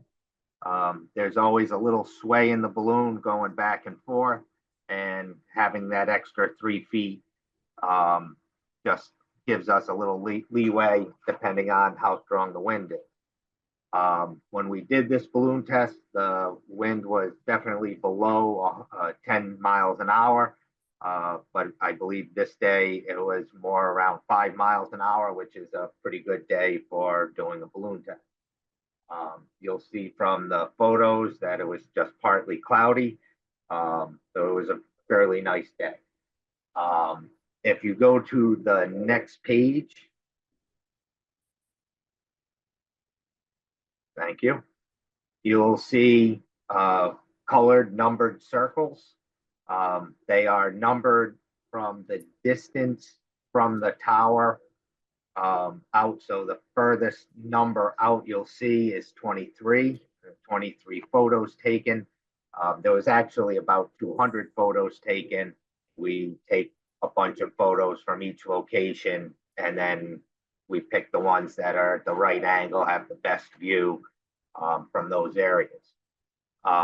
You'll see that in this particular one, there are only 2 color circles, green and red. We also occasionally have a yellow circle when so the green is when it is at least some part of the tower will be visible all the time from those locations. The red is when the balloon is not visible at all from those locations. And if we use a yellow, which is not here, it means you can see it, but you're looking through trees, branches, or you're being obscured by something. So it's harder to see. The yellow star is the location of the balloon test. The cameras we use are all digital, pre-programmed, GPS located cameras, and the metadata from those pictures is used in our computer programs to locate them, and allows us to know the distance from the site, the direction to the site, our elevation, and by adding whether we can see the balloon or not, gives you the color and is automatically mapped. The blue lines there show the areas within the 1 mile radius area that we traveled during this balloon test. We knock off the lines when we're outside of a mile, just for easy visualization. Some of these lines we've gone a couple of times to get back and forth to the different roads. So we can start with photo 1, if you would like, which is from a neighborhood or near a neighborhood of some of the people that are opposing this. I don't know that it's right in front of any of their houses, but it is in the general area to the northeast of the location. And clearly from this location, a commercial area, parking lot light posts in there as well. You can see the balloon. And if you go to the next picture, it's superimposed one carrier tower sitting there in the location. We picked the size of the tower based on a couple of different things. The size of the balloon, which we know is 3 foot, and the distance from the site. We create a 3D model to put in the picture, and that is expanded or shrunk based on the distance and measurements of the balloon in the picture itself. So that is a pretty accurate size prediction of what a tower is going to look like in this spot. And go to the next one, photo number 2, which is to the west of the site, also in the neighborhood of some of the opponents of the site. And this is not visible. We were not able to see the balloon driving in this area, but we took a picture from this particular location and it wasn't visible. So the next picture would also not show. We don't do a simulation where it's obviously where it's not visible. You go to the next one. Photo 3 is almost due south of the site. And again, with the trees in place, it just was not visible at all. If I could also, I saw a comment come up on the screen about foliage. So I'm going to point out, because this is actually a pretty good picture. You can see there were trees out here with no leaves on them. I don't, if you can tell us the day you did this, unless it's down at the bottom, but you can clearly see there's no leaves on a significant number of trees. There are still some on some lower branches on some of the trees, but the foliage is for the most part past its peak maturity for the fall. So this was done on October 28th. The day the balloon was flown.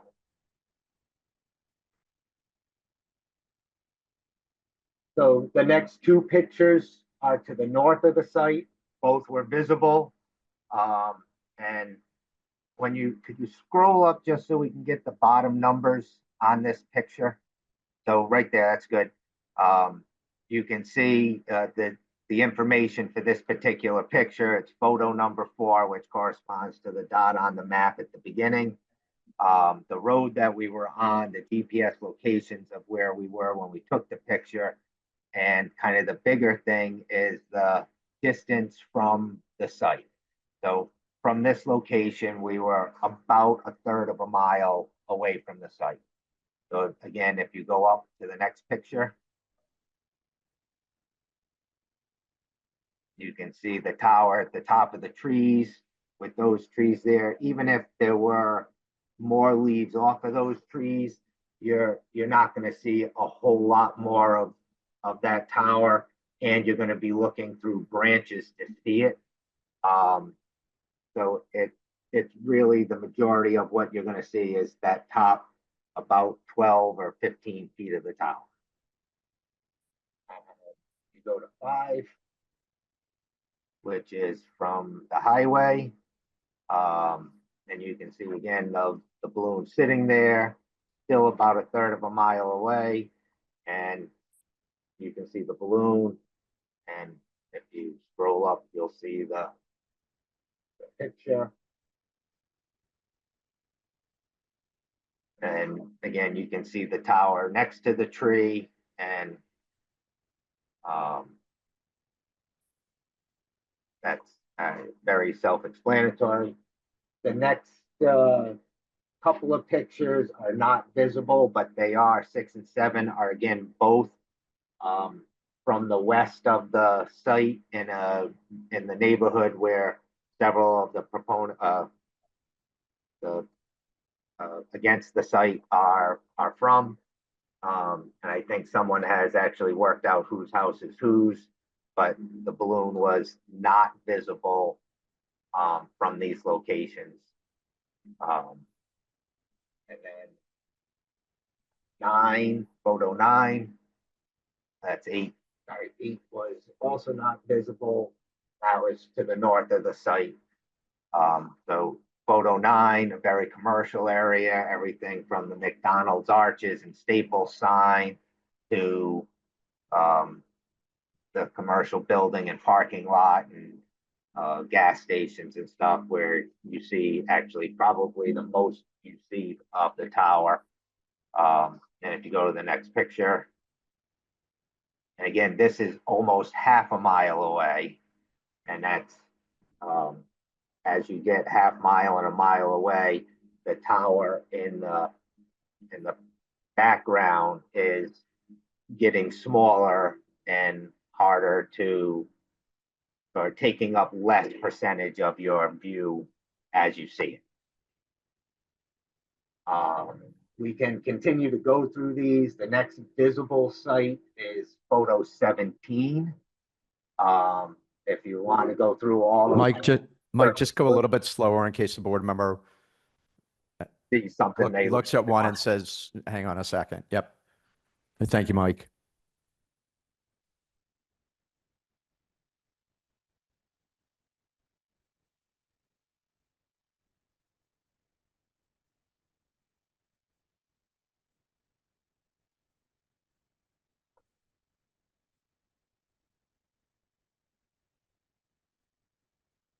When we take these pictures, we take a lot of pictures within the mile area. And we're trying to give a good overall view. This is photo 17, which is visible, but not all that visible since you're almost 3/4 of a mile away. But we try to give an overall view of what is going to be visible, where it's going to be visible from. Have we got every single spot where it's visible? Probably not. We also aren't showing every spot where it's not visible.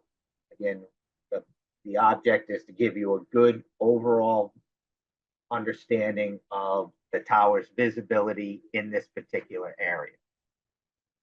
So this particular photo, very hard to see where the balloon is, but when we have it in-house, obviously we can zoom in and see the balloon. If you go to the next picture, it might be easier to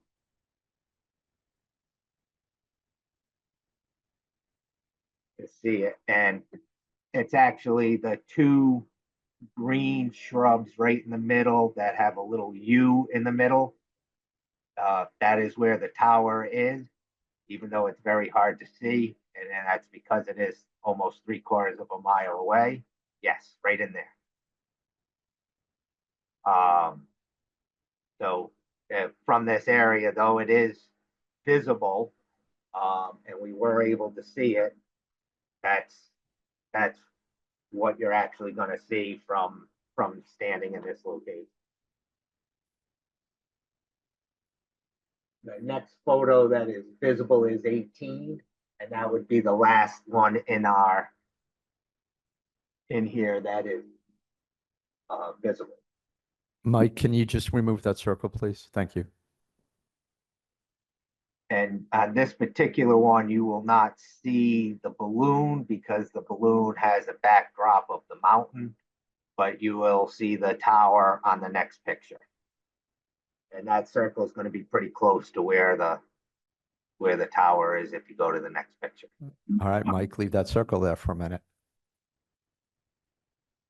There you go.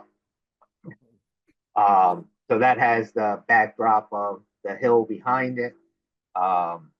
So you will still see it, but it will have the background, so it won't be sticking up above and won't be as visible or draw your attention as quick. And again, this is a somewhat commercial area with the fire department and some other buildings and the Ford dealership right there as well. The rest of the photos, you can go through it, but there are no more visible shots that we have taken. Again, going all the way up to photo 23. Certainly, if you have any questions, I'd be happy to answer them. But that's my presentation.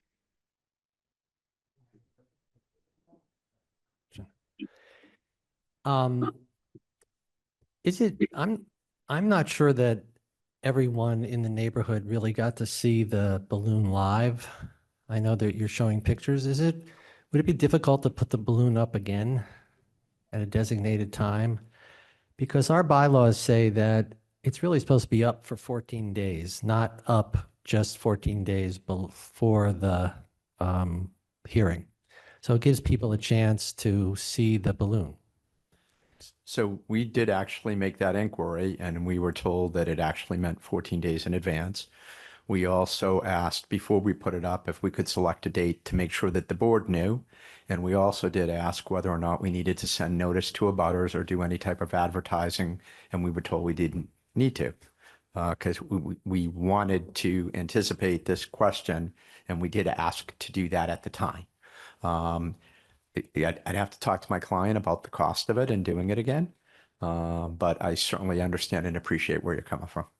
Well, I understand the misunderstanding part, and you all can talk about it and give me your impressions of that. But I'm talking about it from a practical point of view, especially for your presentation. The pictures don't really do justice to what it would feel like to be any of these places where the folks live in order to see it. Maybe you followed somebody else's direction, but the language in the ordinance is pretty clear. And secondly, you have people here who are concerned. So I think if you gave people a chance to see the balloon and appreciate what it looks like for several days, you never know, maybe there'd be a quieting of some of the concerns. The one thing we did do is after we got the opposition yesterday is we took this report and we created a map, and you have that map there. Mm-hmm. And what we did is we took everybody's address who signed the opposition so that the members of this board can see where all of those opposition folks live. And then what we did today is we took this report, and we can identify for you on this report I'll take that. the photos that were taken. We have photos from nearly every one of these locations so that you can actually see the fact that we actually have identified virtually every location that's on this map. And if you'd like, we can scroll through them for you, and we can tell you by opponent where they live and which photograph in the package relates to their front yard or their neighbor's front yard. All right. We can call them concerned citizens instead of opponents. And you never know who might come out of the woodwork after this is done and say something, and they haven't presented themselves here. They haven't presented themselves in writing. I guess I don't know who all the people are. I haven't taken the time, but I do know that as a practical matter, right in front of it is Newton Street. And that's, that would seem to me, you've shown, I know the neighborhood, you've shown going on the other side of 91, and I get that it's hidden mostly by that, by the trees and everything else. But the Newton Street people are probably the prime folks that would be affected by the visual as well as other things they're concerned about, but we're just talking about the visual. I don't know, I don't want to open this up to abutters, but I did get the impression from correspondence that I got that people on Newton Street did not get a chance to really appreciate the height of the balloon. And it might be in your best interest to give them that chance. It might be helpful. I mean, I'm not doing it to give you a hard time, but I'm just saying, you know, that, Understood. and I would also like to see what it feels like so that I can justify my decision to my my folks, my peeps. So let me talk to my client. Obviously, we're going to be back again. It can happen in the future. It doesn't- And I mean, I will tell you, having been doing this for a number of years, the most anyone ever puts a balloon up for is 1 day. And one of the reasons that you only put it up for 1 day, it's not lasting 14 days, which is why we had some confusion about what did that really mean. And again, we did ask for an interpretation, and we were told it means it's got to be at least 14 days before the hearing. And it has to be after the hearing was scheduled. So we then sent over a number of days. We looked at best options. We monitored the wind speeds to try and pick a day that had a lower wind speed and was not going to be cloudy or overcast, so that we could pick the appropriate setting. But by the same token, I also understand, Mr. Chair, your concerns. And so let me confer with my client. I think if you think it would be reasonable if we did it for 1 more day and we did it on an agreed upon day but what I would do is I wouldn't like pick the day now. No. What I would do is we're going to get closer to the day. There's going to be an email chain that Eric will have that when one member of the board, maybe yourself as the chair, Eric, my client, we look at the wind, the visibility, and it's generally something we plan on like 2 or 3 days advance notice, because if we plan it a week in advance and then you have thunderstorms or 30 or snow. Well, yeah, I mean, now we have a captive audience. Folks are aware of what we're talking about. People are listening on Zoom. They're hearing what we're saying. People will tell their neighbors when they hear the notice. And so it would be a much better event, I think. That's my feeling. And so you understand, the reason we did this and we tried to match the pictures Yeah. was when we read the memo yesterday and it said something to the effect of, and they didn't do the balloon test and they didn't do the photo simulations. And they weren't with their application. And the reason they're not with the application is because you file your application 30 days before your hearing, but the test was supposed to be 14 days before the hearing, which makes it impossible to do them in advance of your application. Oh, and by the way, if we hadn't done the application yet, we wouldn't have the abutters list. So I was know. anticipating this part of this discussion, hence the reason for this. And again, we're prepared. If anyone has any particular concern about any of the one particular property right now, I can show you that property, or we can save it to a discussion to a later date, including whether or not we do another balloon test. I think everyone here recognizes where they live. They saw the pictures. I don't think it's necessary to go through it again, but if we could organize 1 more day of having a balloon test, I think that would alleviate that issue, not only for the residents, but for us, because then we could say, well, we saw it too, and we have our eyes and we have our common sense and we know what it feels like. So, And if you saw it on October 28th and it's sunnier out on February 17th, and they see something that you didn't see on October 28th, when you're in a room again and we're discussing it, we're talking apples to apples, not apples to oranges, is your point. yeah. Yeah, I totally understood. Okay. Yes, go ahead. I got one question. On the 170-foot tower that's going up, how many antennas or nodes are going on the original tower? What's planned? 9 antennas. 3 and 3 on each side. So not 9 antennas? Yeah, Okay, 3, thank 3, you. and 3. That's it. Okay. Yeah, I also, one other thing, if we're going to continue the hearing and if we're potentially going to do another balloon, I do wonder whether or not we should incorporate all of that into like a day, and maybe it's not even on a Thursday evening at 6:30 at night, where we actually do a site visit and you come and you see where the site is, and maybe we either get like a small coach or we set up a caravan and we can go to we can pick a couple of the spots that That'd be Mr. great. Chair, your board members think are the most appropriate places to have the view from. I think that's a great idea. Okay, so maybe we can coordinate all of that together. Like I know some communities do Saturdays and they're good with them. I know other communities, board members are generally volunteer positions who are asked to do a lot and don't want to do Saturdays. I do feel like doing it during a day and daylight when I'm not taking people away from their jobs. If we're going to do it, I want to do it the right way so you get the most benefit out of it. Okay. But I mean, remember, it's got to be during good weather. I didn't. Right. What- It has to be really good weather. Understood. Yeah, yes. it that's would- for the balloon, but not to go to the, even to go to that. You're going to take us down to the site, the potential site, right? Just not- I think the site and maybe coming and standing Okay. somewhere where you can.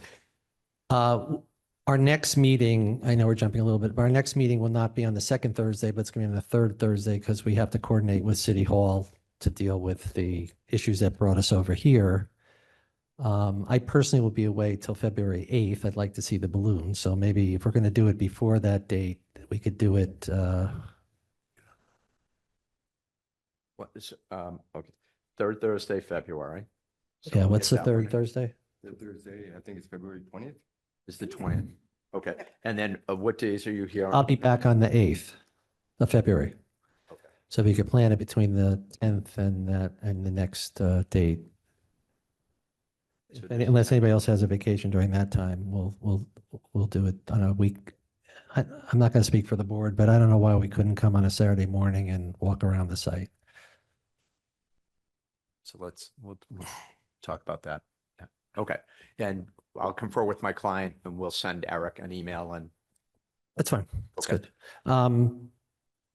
Okay, so I think we're done tonight. We're going to continue the hearing. I know there are people here who are anxious to speak, but I'm not going, the order of this proceeding is the applicant goes first. When the applicant's finished, then I will hear from you.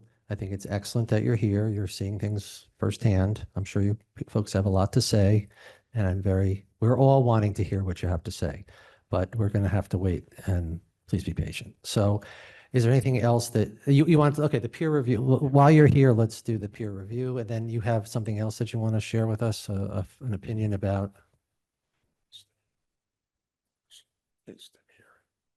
Does he need to, Real estate person wants to speak at the next time. the next meeting? Yeah, next Yeah, meeting. since we submitted the real estate report only today, I think, let's put that one off to the next hearing. So I really think the only thing left would be peer review. All right, I'm going to put that, So if I can. Peter, in your able hands, so you can talk to the board, and then we can take a vote for who we want to use for peer review, so you know who that is. Yeah, if I could give you, like, from our perspective, I know you only have one proposal in. I know you're anticipating getting more. My only comment, question, concern would be, we would greatly appreciate it if you could delegate that task to one member of the board and your planning director, so that we don't have to have a full meeting to discuss who that's going to be at the next meeting, which would push us out 2 meetings. No, we're going to do that right now. Okay, and we don't have any conflict or any objection with anybody, and we saw the quote from the first consultant you got in, and we find that to be reasonable. Okay, I should have asked you that since you're paying for it, but yes. Anticipated the question. Listen, I got a lot going on here, so you anticipating is a good thing. Yep. Go ahead, Peter. Have you seen the scope of services I proposed for them to be? I saw their scope and their quote, and I Okay. thought it was fair. Yep. And as I said earlier, I would add that we would also be amenable to them coming back if we did the foundation as a condition and having the same person review and approve the foundation. Well, we've only received one proposal at this point, so I had talking with Eric earlier. I'm not sure if the city is comfortable with just one proposal. I don't know if they'd want more than one. Is there a procurement? Procurement procedures, we would need 3 quotes. Is this a procurement in situation? Yes. Even This is though, Definitely a procurement situation under Mass law. Even if we're paying. even if they're paying? City's not paying. In terms of, the city's not paying, but in terms of getting, you make a good point. So Why don't we vote and then We should find have at out? least- I can tell you from experience, I've been in communities where things such as traffic studies, and generally, like in Andover, they have a particular traffic engineer that they know and trust. And they say, do you have any objection if we engage such and such as the traffic engineer? And we say no objection, because we know if we say we have an objection, they're going to wonder why. And they don't even send it out to procurement. You know what the bill is going to be, you know the person that's going to be doing it. And so. Yeah, I do think though that the issue of procurement is so that we're not in the government hiring our buddies for work. So that's what the procurement law is meant to protect. For you to do it, we only need your permission to do it. And we're really just, we're doing it. Yeah. So I'm going to say that I would like to vote on it subject to our getting an opinion about the I procurement. just have one question. Yeah. And I of have one them. comment if I could when you're Yeah. done. No, certainly, I looked at, I prepared this, pretty much prepared the scope of services. Are you familiar with the firm? I don't have a great history of their, capabilities. Are you comfortable with them? Yeah, so I have never worked with any of the, so Yeah. you sent the request out, I think, to Yeah. at least 5 firms. Yeah. So it wasn't that you only, 4 or 5, Yes. 6 firms. So it wasn't that you only selected one, and I feel like the board should know that you did reach out to 6. I did see the scope. I do know all 6 firms. Okay. I have not worked with any of them. I did go on their websites and check who they were, and I find them all to be reputable. I looked at some of the people at some of the firms. Again, I wanted to make sure, number one, I hadn't hired them to do any work for me on a different project so that no one could raise a conflict issue. I wanted to make sure that they were going to be competent. I wanted to make sure that they weren't the types of firms that show up to any project and say, no, don't do it. I did my research and my homework on them, and I found that the 6 firms that I picked were actually reasonable, intelligent, and qualified within the industry. And certainly the price, in my opinion, appears reasonable for what they're On the one proposing. that you got in, I feel like that was a very fair and reasonable quote. All right. So why don't you make a motion? I'd like to make a motion to award or accept them as qualified engineers to do the peer review. Who's they? It's unfortunate I don't have Eric, Eric's got that it. sitting in front of me. Go ahead. Eric, do you have the, Yes, it would be the Tower Engineering. Let me just make sure I have the exact name. Tower Engineering Professionals out of North Andover, Massachusetts. Right. Pursuant to their quote and their follow-up communication. That's who you're recommending that we Yes, I'm vote to hire them recommending that to for be- peer review, and let the record note that the applicant finds that both the expert and the price to be reasonable. All right, all in favor, please say aye. aye. Any opposed? Okay, let the record show it was unanimous. Second on that? Did we get a second? All right, No. then I was just practicing like I was in the I'll beginning. second. Practice makes perfect. All right, any discussion? Forgot that No. part. Okay, all in favor, say aye. Aye. Aye. Any opposed? Let the record show it was unanimous. Okay, so we've taken care of that business. Is there anything else you'd like to say? No, look forward to coming back next month. Knock on wood, hopefully if it's not snowing, we get some nice weather. And we'll, Okay, well, thank you. So that, thank you very much. I appreciate it. all right, so we need a motion to continue the variance hearing and the special permit hearing. Second, any discussion? All in favor, say aye. Aye. Any opposed? Let the record show is unanimous. And Attorney Rosen, on the record, you're agreeable to the continuance for the next date as well for the hearing, correct? Yes, that is correct, Mr. Chair. Thank you. February 20th. You're welcome. Thank you. Chair, What's that? this is Andrew. Point of order, likely, as the hearing was open, there's been no public comment allowed.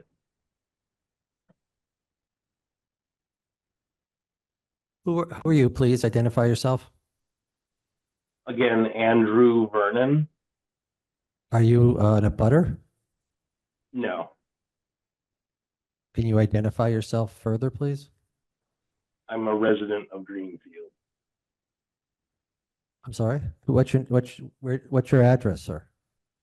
17 Sunset Square, Greenfield, Massachusetts. So the nature of your complaint is that I haven't heard from abutters yet? No, just that public comment should be allowed when the hearing is open. Yeah, I understand. Thank you for bringing that to my attention. But usually the public comment is after the applicant has completed their presentation. Correct, and that's happened. No, it hasn't. But I thank you for bringing that to my attention. There's still going to be another hearing where they're going to make further presentation. We're going to have peer review.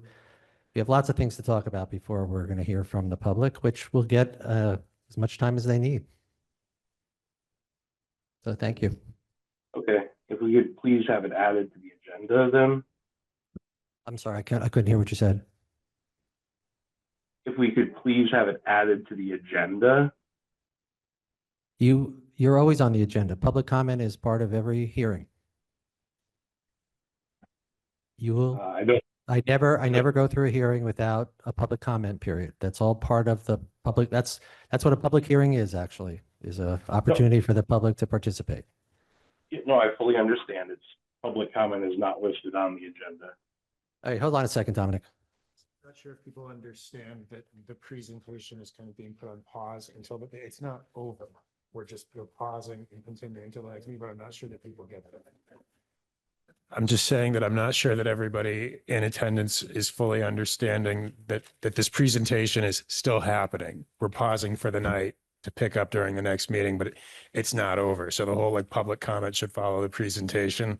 I just don't know that I think people are thinking that the presentation is done, but we're just done for the night. Do you see what I'm saying? The applicant's presentation has not been completed. Once it's completed, then I will be happy to hear from the abutters. And I thank you for your patience. Mr. Chair, members of the board, thank you very much. I appreciate your time this evening. Anything else? I hear a motion to adjourn.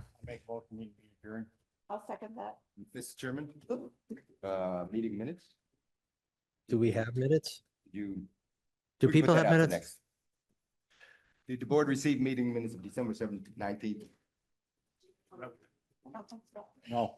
Okay, we'll do meeting minutes next meeting. Okay. Continue with the adjournment. Okay, any discussion? All in favor, say aye. Aye. Any opposed? Okay, let the record show is unanimous. Thank you.